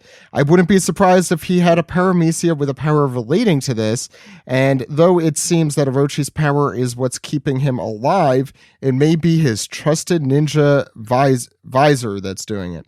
Plus, we haven't had many non-Zoan new fruits this arc, so I'd be interested in more.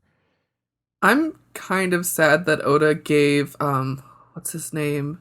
Don Chinjiao the head thing where like he uses hockey, because I'm like, this would be perfect. Oda, you could just have him attack with his head. Why not everyone? Why not everyone attacking with their head? I don't know. I'm on one hand, I do just kind of want like, haha, ninja stuff, but like, is Oda gonna explain the ninja stuff, or like we just gonna kind of go full balls to the wall Naruto bullshit? Yeah, it's like Oda kind of did that raising the dead thing with Moria, but did it the One Piece way, where it's like not what you expect.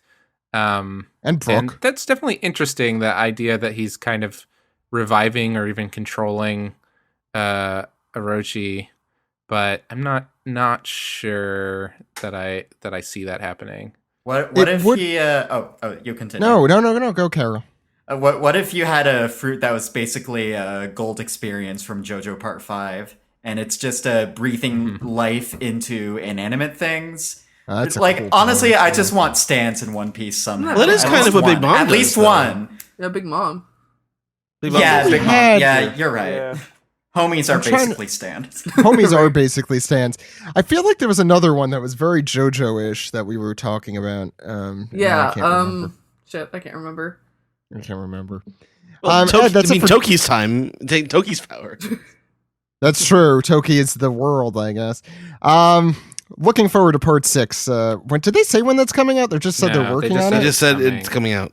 I am so happy because I was worried that they'd just skip it because it's been threatened to me before. And But doesn't it take place in Florida? Yeah. well, I heard that part 6, the manga, did not sell well. And really? Well, that's why JoJo got moved into a monthly magazine. So. Oh yeah. Wow. So I was worried that they would just be like, oh, there's just not enough support, blah, blah, blah. But I'm sure that, like, over the years, it's garnered David a Productions does a Fujoshi following.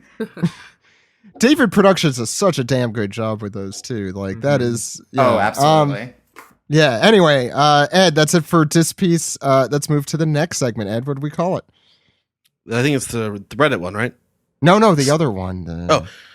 Oh, Zach, do you want to answer some emails? Thank you, Strong Bad. Yes. We don't own his intellectual property, but Ed can do an impression of him. Let's do... if it's bad, it's not infringing at all. That's true. Ed, our first pieced together email comes from Ryan, who said, "Hope you all had a great Easter weekend." In fact, most of the Jews are here for the Easter weekend. Because we're free. Oh, yeah, we didn't mention that up top. I know. We forgot to mention that, yeah. I don't think Big Mom will be out of the game just yet. She'll probably grab the side of Onigashima and slowly climb back up in time to see Kaido get beaten by Luffy. And then let's just take a little turn for the question. If Easter was observed on Whole Cake Island, how quickly would it go to hell in a handbasket? My guess would be 10 minutes until Big Mom goes into a hunger pang for marshmallow peeps.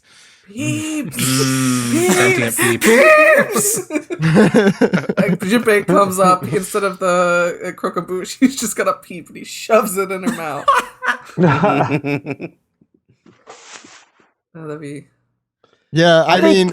Except it's a homie, and it's like, am I yummy? Am I yummy? I love to think that, like, all the eggs would be homies, too, and they're, like, hiding from children, they're, like, running around. Also Cadbury cream eggs, some way factor into this. Oh my god, and it bleeds the cream. I love how creepy all that is in Whole Cake Island, where they, like, want to get eaten, but they also are getting murdered.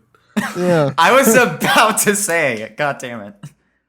Yeah, Whole Cake Island is uncomfortable on a lot of levels. I love it, but like it's weird.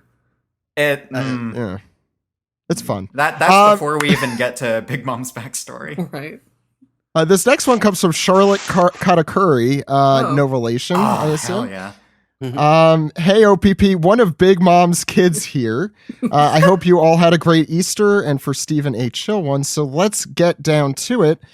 As we all know, Big Mom was repelled off the Skull Dome, and her soul counterparts were stuck on the dome, which leaves the question: will my mom be okay? Because I don't know anymore. Wow, this is my theory is that either Stepbro King. Wait, they're stepbrothers. I'm just going to rip the Band-Aid and say your mom is dead. I'm gonna stop reading it there because it's just. Yeah, got a good policy. How does life insurance work in One Piece? How does life insurance work? Yeah. How does life insurance work if you have hundreds of children? Literally hundreds. Well, no, we does had the this insurance discussion. Or at least Parasparrow was just like, oh yes, it all goes to me, and everyone's like, no, goes to Katakuri. Wait, Jill, we've had the discussion about life insurance from Big Mom before? But at least when it comes to like who gets to run the family, we've had that. We might not have had the life insurance discussion. That's true. My favorite thing is talking about super adult topics, like boring topics, and how they would relate in the One Piece world. And that is my sense of humor. Jill, let's move to Reddit. All right, we are sailing to the subreddit archipelago. So our first question here is from Sanji is so kind, who asks, since Sanji does not have his own... I'm just kidding. Is he? He eats women. Since Sanji does not have his own room, where does he go to enjoy his magazines and newspaper clippings of princesses? I hope it's not the kitchen. He shuts himself in the kitchen. I mean, it probably is. That's its zone. That's the reason that the fridge has a lock. No, the reason he eats them, so obviously it's the kitchen. I assume that's what the question was referring to. Yeah. No, he's crying over spilt milk. Sanji's sweet cream. Special ingredient. Okay. Is it too late? No, it's like the seasonal picture. It's like salty yet sweet. All right, next question is from Secon98. Gonna step out for a minute. Yeah, the bio. It says, "Hey OPP, my question is for everyone. Kaido needs backup, and he asked the OPP group for help. Since we already know Steven is Translatosaurus, what dinosaur would the rest of the crew be? I always pictured Zach as a podcast hostosaurus."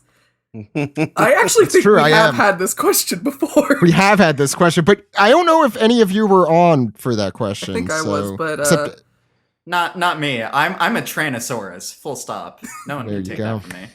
Yeah. I want to be a Brontosaurus. I just like their necks. I think they're big. What's the one in the ocean? The Mosasaur? I think that one. Does he split the ocean? Joey, what kind of dinosaur would you be? I actually often in my you draw a lot of dinosaurs. Yeah. Myself as a Parasaurolophus. So nice. The sort of duck-billed dinosaur that has the big long stick coming out of the back of its head. So that's my pick. My favorite dinosaur. Jill, did you have one or? Yeah, I think the one in the ocean's like the Mosasaur, right? Like almost a shark. Like just enormous. Ocean dinosaur. I think it's Mesosaur. I don't know. Maybe it's cool. It's scary. It's the one in Jurassic World that eats that Mosasaurus. Lady, right? Yeah, that lady didn't deserve that. But I keep saying anyway. That poor woman. It's a Mosasaurus according to Google, which also I just want to say for whoever picked Brontosaurus, I'm just imagining it happening just like the draft fruit in Annie's lobby. Yes, that's exactly. Except better. Nose point. Neck point. That actually is great. Ed, did you say what yours would be last time? Last time I said I wanted to be a Triceratops. Has that changed? Cool. Sure. No, not really. It's still really cool. Like my favorite dinosaur, I think, was set when I was like 4 years old. So it's not going to change. I like how Ed is. I feel like a lot of this can be traced back to who our favorite Land Before Time character was. Absolutely. Sarah. We're not having another Land Before Time conversation. Sarah was a bitch. I remember listening to that podcast. That was. I have watched so many of those movies. It's a little bad. Oh, Oh man, I've watched. Now that I think about it, I've actually watched like maybe 8 or 9 of them. Fuck. Well, you're still only halfway in. It's true. All right. Next episode is from. All right. Let me hold on.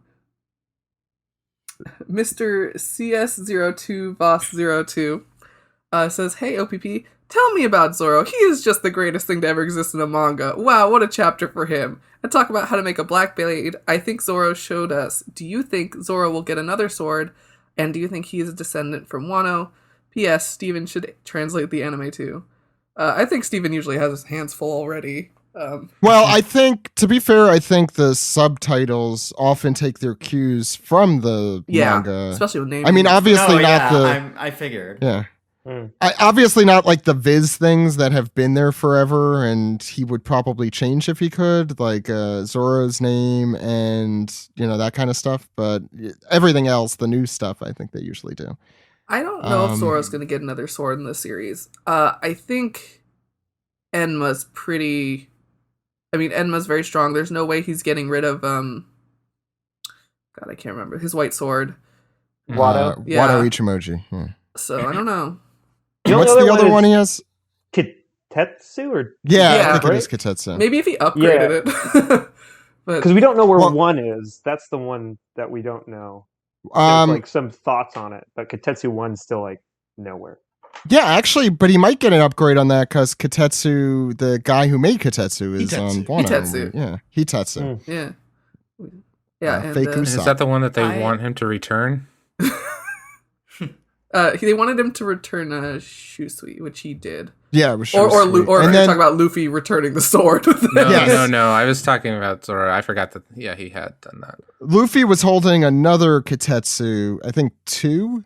And that one, and Zoro was like, "Can I look at that?" And Luffy punched a guy with the sword. So that's it was a Kitetsu 2. I remember our discussion. Yeah. That was, by the way, I think Jared mentioned that it has now been 100 chapters of Wano, which is nuts. And so we have been, when was our first episode? I think it was in 2018, right? Or something around then? Maybe. Wow. No, yes? It's 2021 now. I don't know anymore. Time doesn't matter. That's true. Time doesn't matter anymore. Wait, I'll look right now. Toadsop was the very first episode we did. I remember Maddie's drawing of the toad as Usopp. So let's see. That was July 2nd, 2018. So, holy moly. Wow. That is insane. That was the very first Wano chapter. 2021 now. Oh my God. I know. So and so we've almost surpassed the length of Dressrosa, which I think is really interesting because at this point in Dressrosa, I was wiped out, I was feeling pretty done with it. And it's over too. Feeling that, yeah, that's true. It was already over, I suppose. Yeah. So yeah, pull back. 20 chapters ago, I was feeling wiped out. I think part of the advantage that Wano has is that all of the other arcs were building up to it, whereas Dressrosa was this whole like separate thing. So and they both have so many characters. They are both such incredibly chaotic. Arcs. Just dense as hell, yeah. Wano gives Dressrosa a run for its money. There's like half the cast I can't even name. It's insane. Oh, and by the way, because I want to make sure that we don't forget this part of the question, I always wonder, because I remember when I was catching up and I looked at all of the future arcs that I was going to read as I was catching up.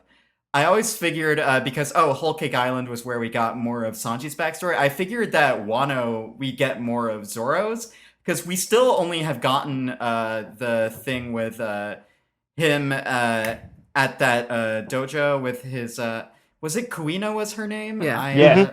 Yes.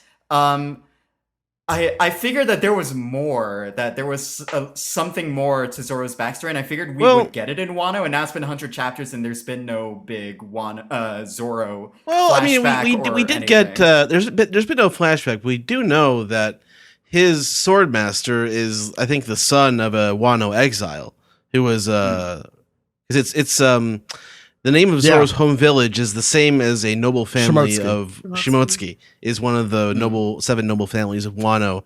And that's the name of the a town where Zoro grew up, and also the same cross swords from Zoro's dojo appear in Wano on some of their stuff as well. Interesting. Yeah, Shimotsuki is Yasuye. That was Yasuye's family. Right, yeah. Yeah, I gotta say, of all the Straw Hats that we're gonna get, like, extra flashback, I honestly, definitely over Sanji, I liked Sanji's extra flashback, don't get me wrong, but I thought Zoro was gonna be the one to get it, because as far as we know, he's just this kid who just appeared. Like, where was he? What was he doing? That's what I've always been saying. I assume he just got lost and ended up in East Blue. Like, I thought...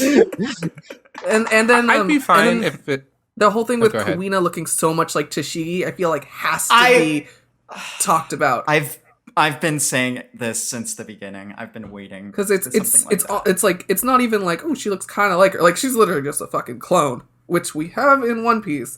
So like it's just very weird to me the way that's always gone. Yeah, I would be fine if all of that is just kind of left alone, honestly. Yeah. I think that what we are going to get in place of an extra flashback is an in-depth look at what he did with Mihawk at some point and how he lost his eye and all that stuff. Which I think I could see that, yeah. I guess my whole thing is that Zoro's flashback is one of my favorites in the entire series from the very beginning. So I would just love to get more of Zoro as a kid, just more of his backstory. You guys know what's going to happen? Ever Big Mom's going to fall down some stairs. That's it. That's it. Oh God, no. Yeah, sometimes when I think about the Zoro thing, I just think it's a really fine line, right? A lot of people think Zoro's just like a badass character, and that's like his charm. So like the more you learn about Zoro, I feel like sometimes it doesn't make him as like badass in some ways. Whereas Joey mentioned him like working with Mihawk, I think that's a really good like way to show him growing and like doing all those things, but not having to tell too much of a backstory. Like I almost think the charm for Zoro is that his backstory is super simple.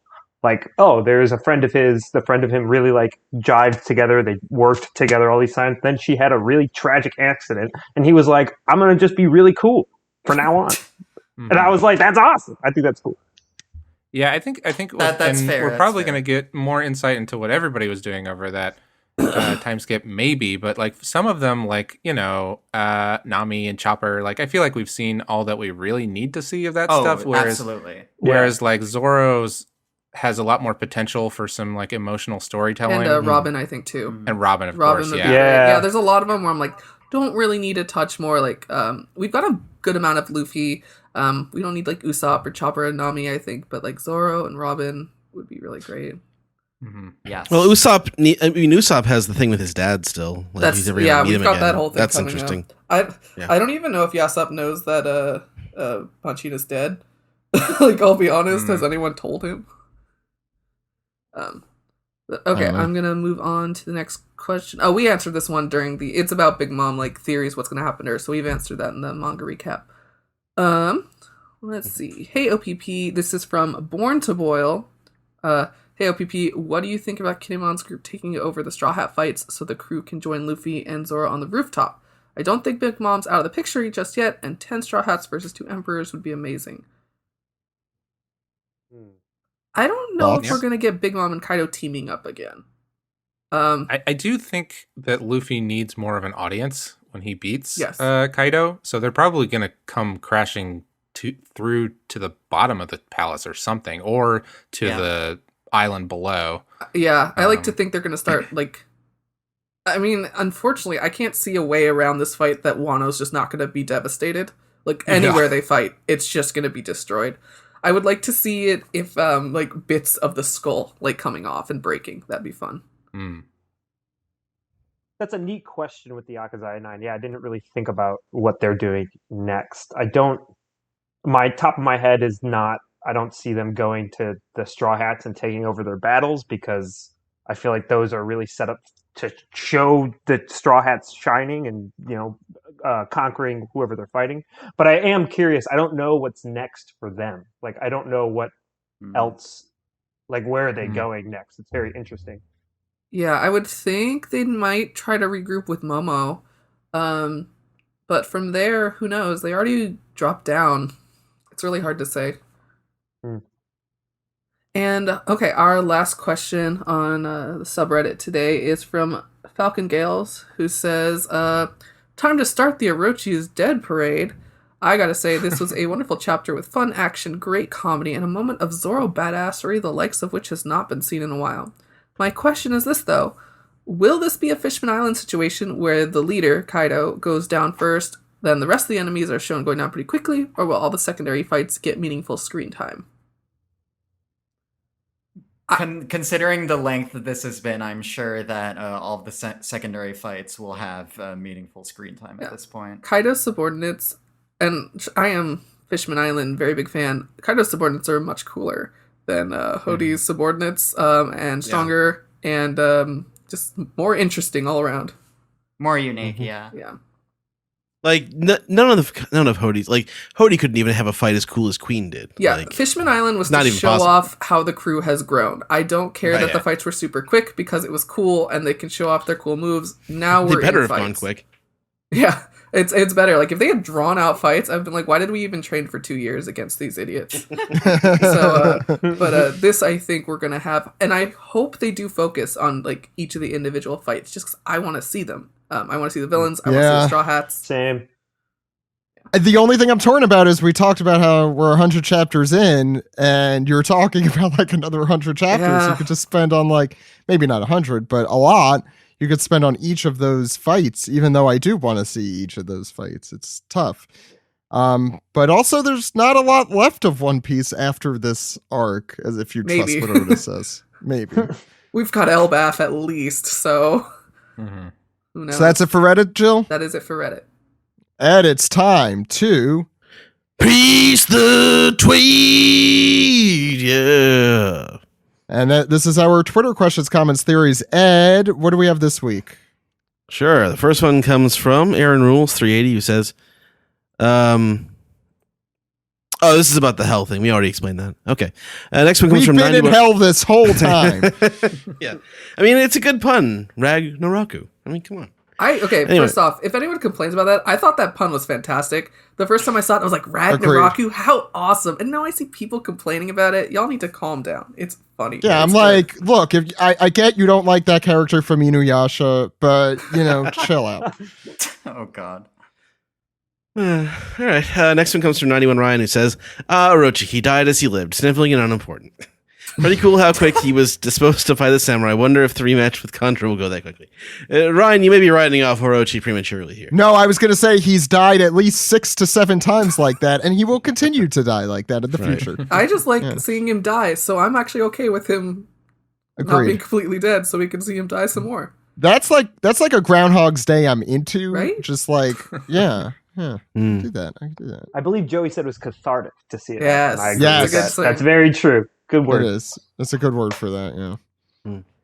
All Ed. right, next one comes from Gabe Ruiz, who says, did Oda foreshadow Luffy Gear 4 modes with his animal friends he made while training? So does that mean there'll be one more based off of the lion? So some Gear 4. They did a lion, I thought.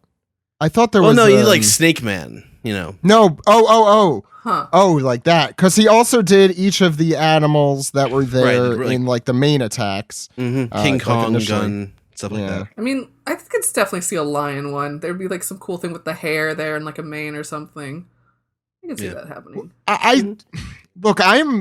It's a little confusing because I don't know which direction Oda wants to go in that he could take Gear 4 in all these different directions and continue with that, or he could pump up the volume, pump up the jam, and bring the numbers up, Gear 5, Gear 6, or whatever.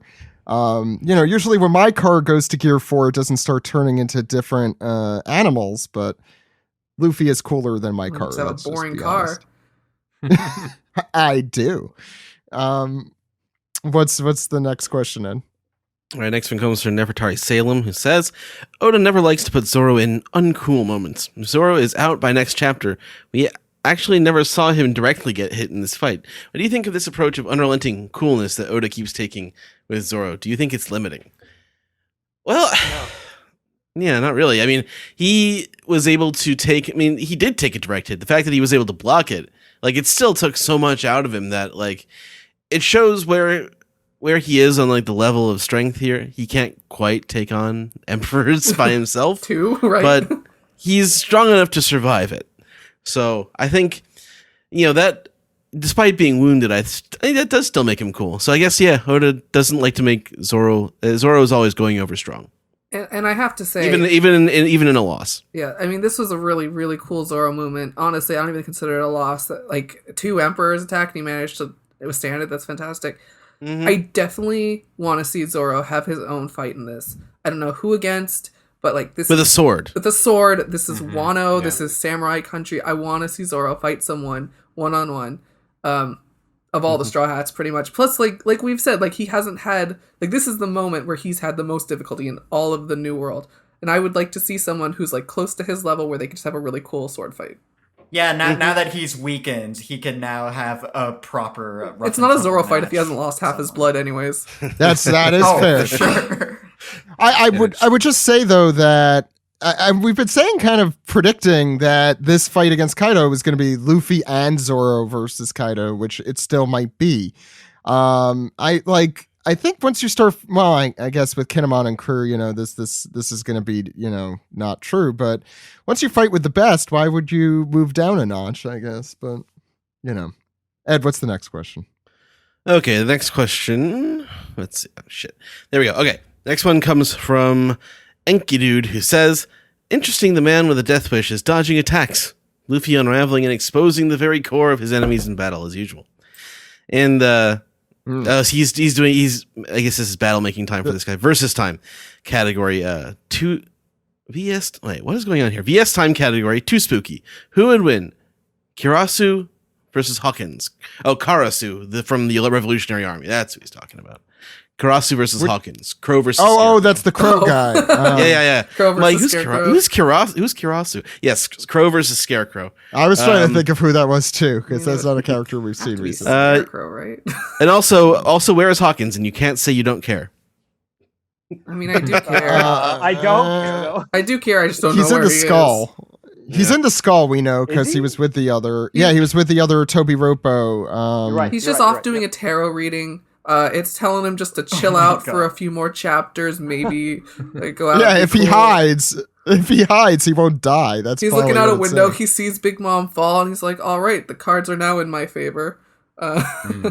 Jill, there's one fan of ours who's always really into Hawkins, who's going to give me a lot of shit. I like Hawkins. I'll be honest. When the Supernova were first introduced, he was one of my favorites. I still like his design a lot.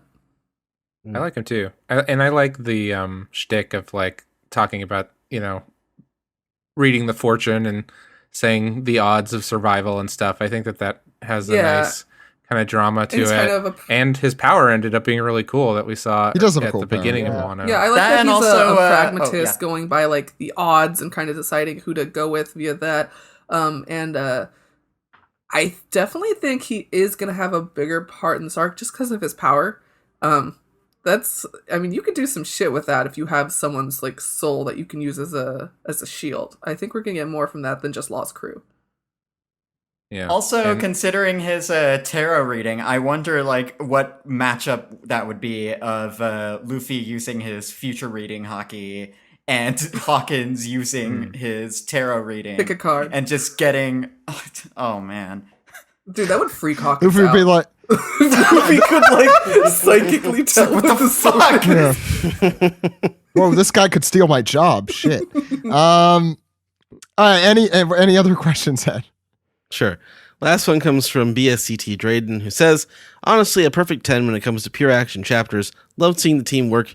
Didn't expect that Orochi moment to happen that soon, though, but I doubt that's the end of him. Also, Luffy is feral now, and I'm all for it." Thanks for the comment. I do like that. I didn't bring it up in the manga recap. I do like that Orochi, like, obviously he's not gone. He's still got the one head left, but I like that he was taken out real quick. Like we were talking about, he's just this dude who's like ate a lucky devil fruit. He hasn't been shown to have any real cool fighting prowess, just kind of resting on his laurels, and he just got taken out pretty much immediately. So we'll see how the fight goes with him, like with the other head, or if he just like tries to scurry away. But like, yeah. Jill, they're doing we mentioned this, but they're doing the same thing as with Spandam, who gets beaten up repeatedly through that arc to the point where he has the mankind face. Except we get to literally kill Orochi repeatedly. Oda stepped it up. He's like, "What if I just cut off heads this time?" It's like, I'm going to do the same thing, except we could literally kill him each time. And we get to see a severed head on the ground after each time. How cool is that? It's pretty awesome. He's a bastard, so it's really deserving. That's going to do it for Piece Together. Let's round off and do a little bit of trivia for Joey. Just a little bit of trivia as a treat.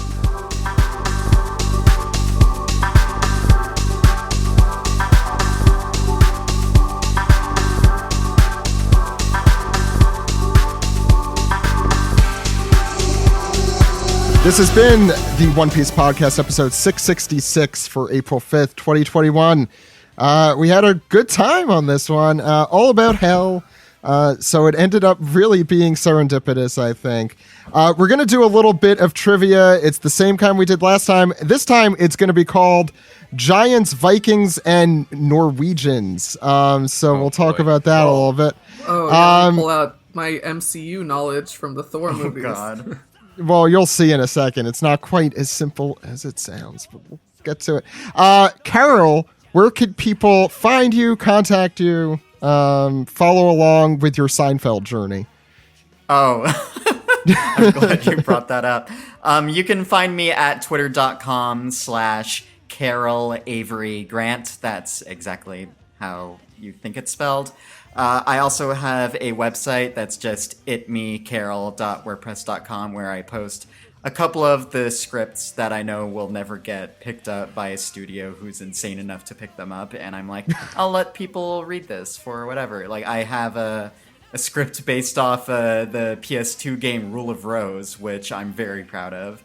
And it's really crazy. Other than that, I am just tweeting through my first ever through the entire series journey through Seinfeld, and I'm in season 4 currently. So I'm finally getting it with the cool kids, as they say. Yeah, with their new suede jackets.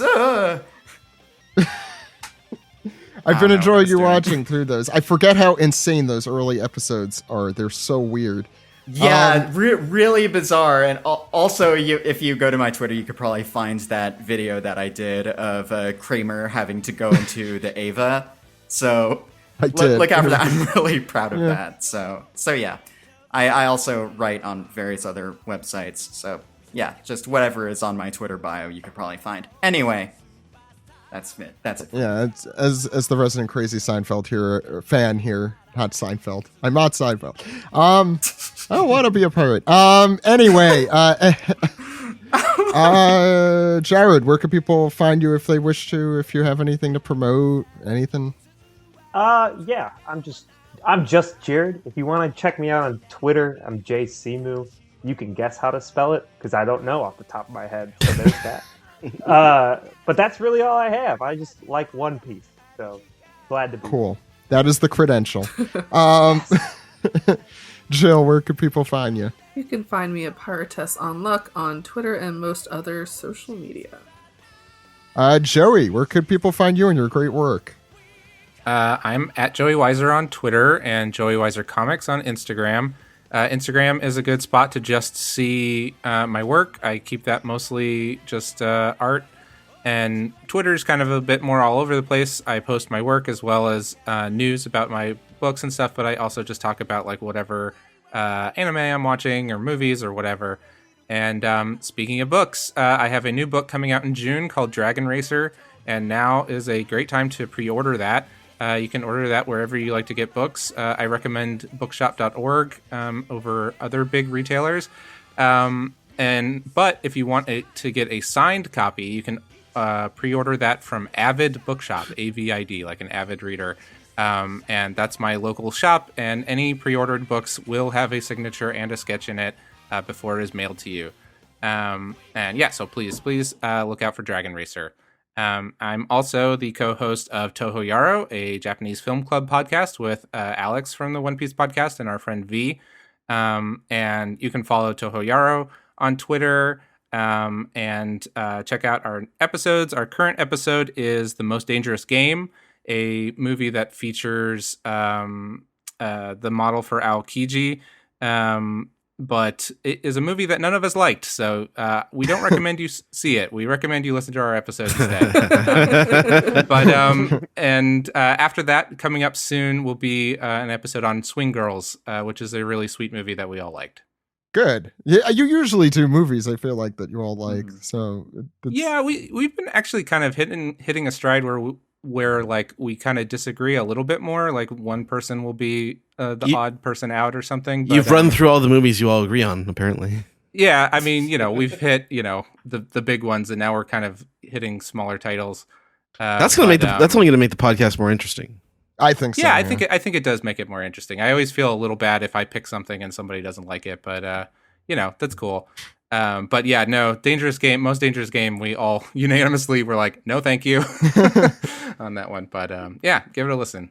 Also, I just want to say, speaking of Tohoyaro, V is also featured in our transgender representation Fight Together episode, and she's really excellent. And you should all look out for that episode because not just me, but V will be there too. So, yeah. And the whole Tohoyaro gang is going to be on our Film and Media Fight Together episode. Yeah, that's right. I'm looking forward to that. A lot of fun. Although I think so, the model for Kizaru just recently, I think, passed away this week, right, Joey? This weekend, yeah, or it was announced this weekend at least. Yeah, Kunie Tanaka. Yeah, that was a sad one for me. He was a favorite actor of mine. He's really, really great. And based off of his many roles in Yakuza films, and specifically in the Trailokyavijaya films, where he plays a character called Borsellino 2, the Kizaru, aka Borsellino, is modeled after that character. Physically, sight-wise, the character isn't exactly. Although Kunie Tanaka plays a lot of kind of scoundrels and rats in those Yakuza movies, which Borsellino sometimes is one of those himself. He sounds nothing like that, though, right? Can I just say that I always thought that Kizaru looked like a cross between a Yakuza guy and Adam Sandler? Which I would love to see the live action adaptation of just Adam Sandler using those light powers and going, yeah, but like Adam Sandler in like Uncut Gems with the facial hair. Literally just Uncut Gems with the glasses and everything. Oh my god. That is an image. I think I've seen that image. It's that those are both great episodes too. And I know Joey posted a nice thread on Twitter going through his whole career, so please check that out if you haven't. I think everyone else said where they could find them except for Ed. Where could everyone find us? Well, you are Zach_Logan on Twitter. I am Edward E. One Piece. You can also find me at Weeb Trailers, posting old anime trailers. Podcasts can be found at OnePiecePodcast.com, Twitter.com, YouTube.com, and Facebook.com/OnePiecePodcast. OnePiecePodcast@gmail.com is our email address. Please support us, Patreon.com/OnePiecePodcast. Listen to Forced to Watch 4Kids and the it's not really an April Fool's episode, but the new special episode, Oast to Watch the Osten dub. Oh, God, yeah. I'm glad you mentioned that. Also, if you... it's a great... I just started listening to it. It's already great. Very good. I listened. Very good. I liked it a lot. There we go. Jared approved. And also, if you want to be on this podcast, if you are in a certain tier, you get to be on the podcast if you're a Patreon supporter. Go ahead, Ed. Sorry to interrupt the flow. Where was I?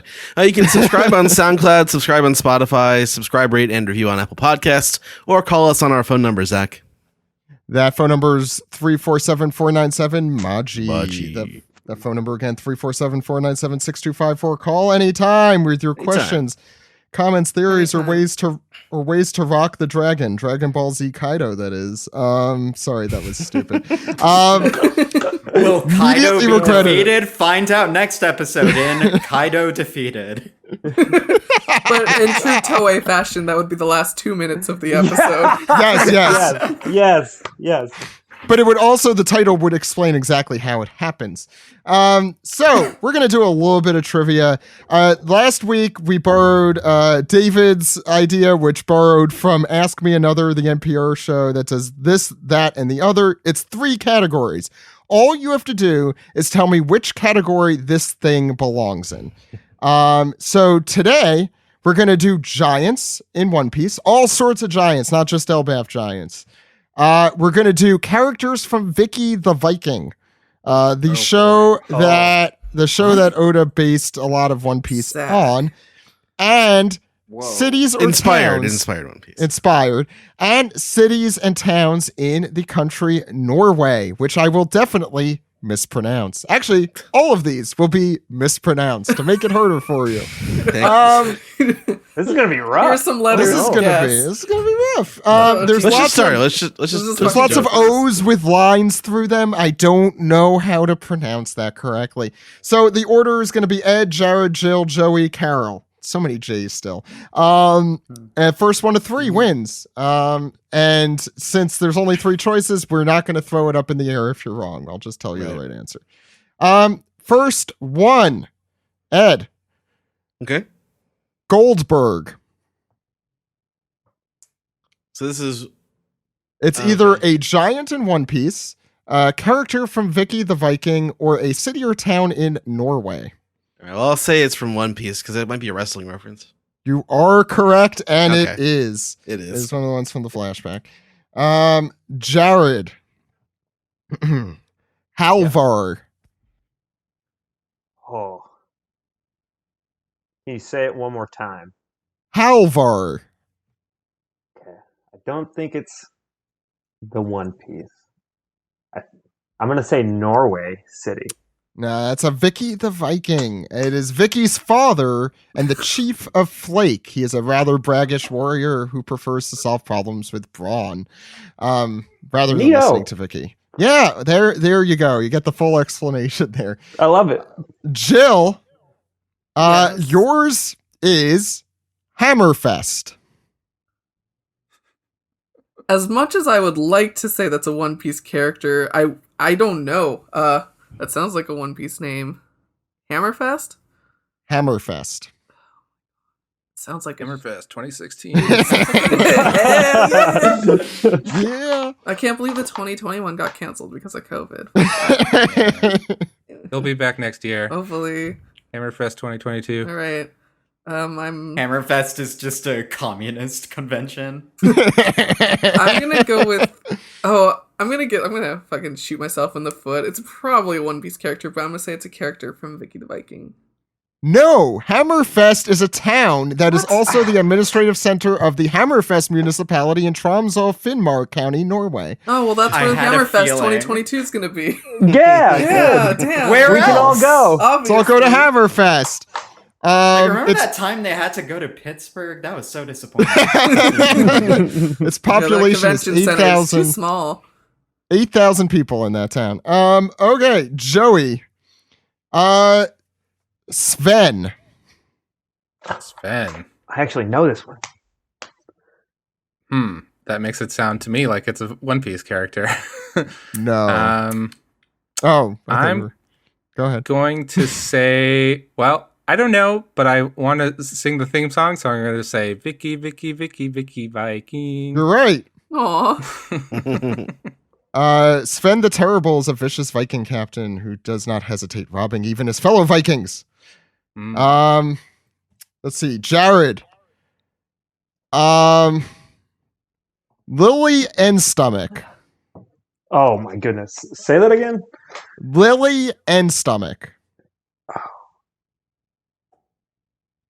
Is this jump ball? Oh No, it's never going to be Jump Ball because there's only 3 choices, so it's not fair.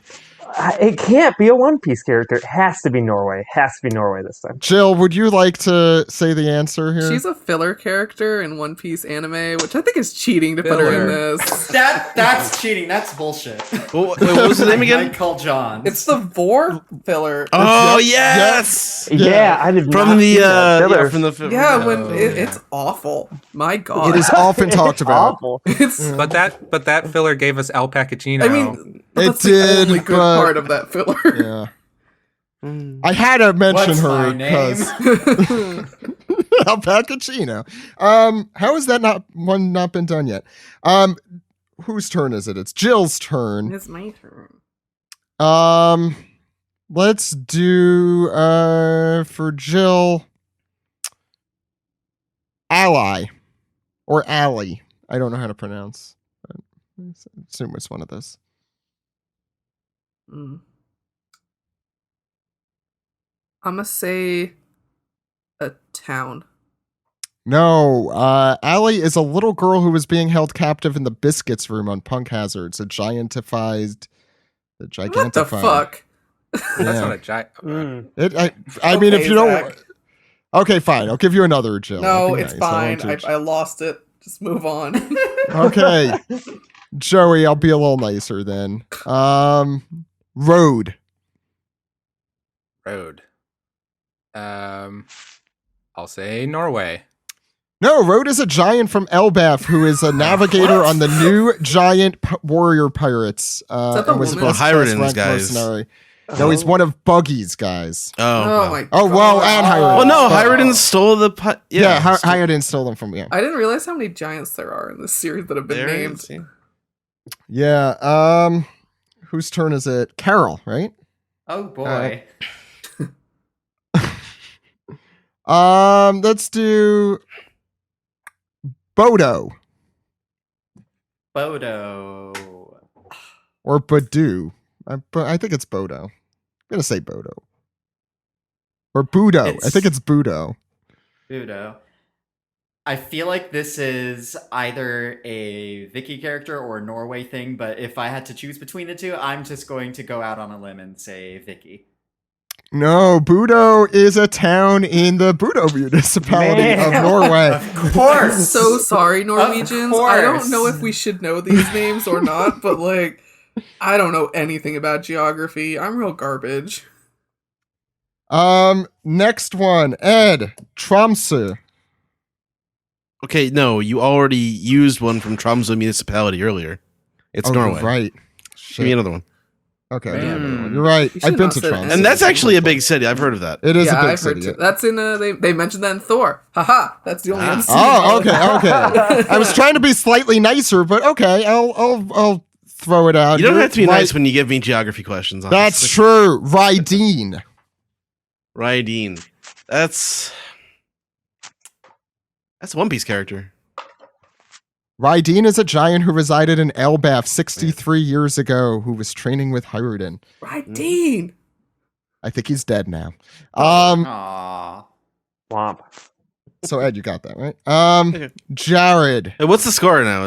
I was. Oh, by the way, person. Ed has 2 points, so everyone else Well, has that's 0, I'm the except only for person Joey who's has gone 1. twice. Okay. Joey has 1. Everyone else has. No, I think everyone went twice. I think everyone got the second one wrong. I didn't go twice. I only. Oh did no? one. Okay, that was the first one. Okay. Jared. Oh wait, Carol, you didn't go twice? No. No, I think No. okay. I owed No, I Carol just one. went twice for the first time, right? Yeah, but I must have missed Carol. So- I don't know. Whatever. No, I'm gonna continue. Okay. All right, Jared. I'm gonna go next. Okay. Let's see what we got here. Urobe. Vicky the Viking? Correct. Nice. You're on the board. Urobe is a village druid and oldest Viking in Halvar's crew. A druid? Badass. That sounds badass. A druid Viking. That's my next D&D character. There you go. That's what we want. Jill. Yeah. Stanson. Mm. Mm. Me and It's answer another, here, Jill. It's another wrestler, actually. God, I don't know if that's a city or a One Piece character. God damn it, I hate trivia! So does Joey. Yeah, we're all together in this. We fight together. The next fight together. People who hate trivia. What's that like? Hey. I'm Hey. gonna Ouch. say One Piece character. Correct. Oh, thank Stanson is a God. giant from Elbaf. He first Go ahead, appears Ed. in the human auction house Correct. Ed is also Yeah. correct. Oh. with Rayleigh. Oh. And he's named after a famous professional wrestler, Stan Hansen. Ooh, Damn. fancy. Joey. Gerd. Dragon Ball Z character. Also No, yes. no. Gerd, I'm gonna say Vicky the Viking. Gerd is a giant from Elbaf and the Doctor of the New Giant Warrior Pirates. She was actually featured in that cover. Yeah, she's like the woman on the ship. Yeah. Carol. Let's see, what am I going to give you here? Vardo. I think that's Norway. You're correct. Yes. It's a town in also in Tromsø, Finnmark. So it's like at the very, very western, eastern and northernmost tip of Norway. Yeah, Bergen. Exactly. You have now offended the entire country of Norway. Excellent. It's like a Conan sketch. Okay, Ed. Okay. You get this, you win. All right. So can you do it? Let's see. Am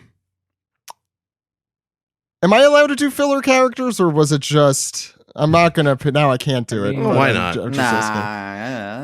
Can't just say that before you ask the question. No, I know. Yeah. I realize that now, so I'm gonna pick something. Maybe that's who knows. Bad proctoring. Direction. It is bad proctoring. Polka. Well, that sounds like a Vicky character. Oh, you're right. It's Sven's devious second in command. So that's gonna do it. It's also a VTuber. It's also a coffee. It's also the first half of Pokemon. I was going to ask you Pogo, who is a character from the fourth One Piece movie. That is a movie I have not seen, so I would not have gotten. I've seen that. Pogo and Bobby are two giants in that movie. And then there's also a giant baseball team from the 3D Trap Coaster. A whole baseball team of giants. It says the 3D. What is this? That's the name. Oh, it must be a ride. It's a 12-minute animated 3D short shown in limited theaters across Japan, December 1st, 2011, and February 27th, 2012. Oh, is this the Straw Hat Chase? No, it's different. I think. I don't think it's. Wait, what is this? What?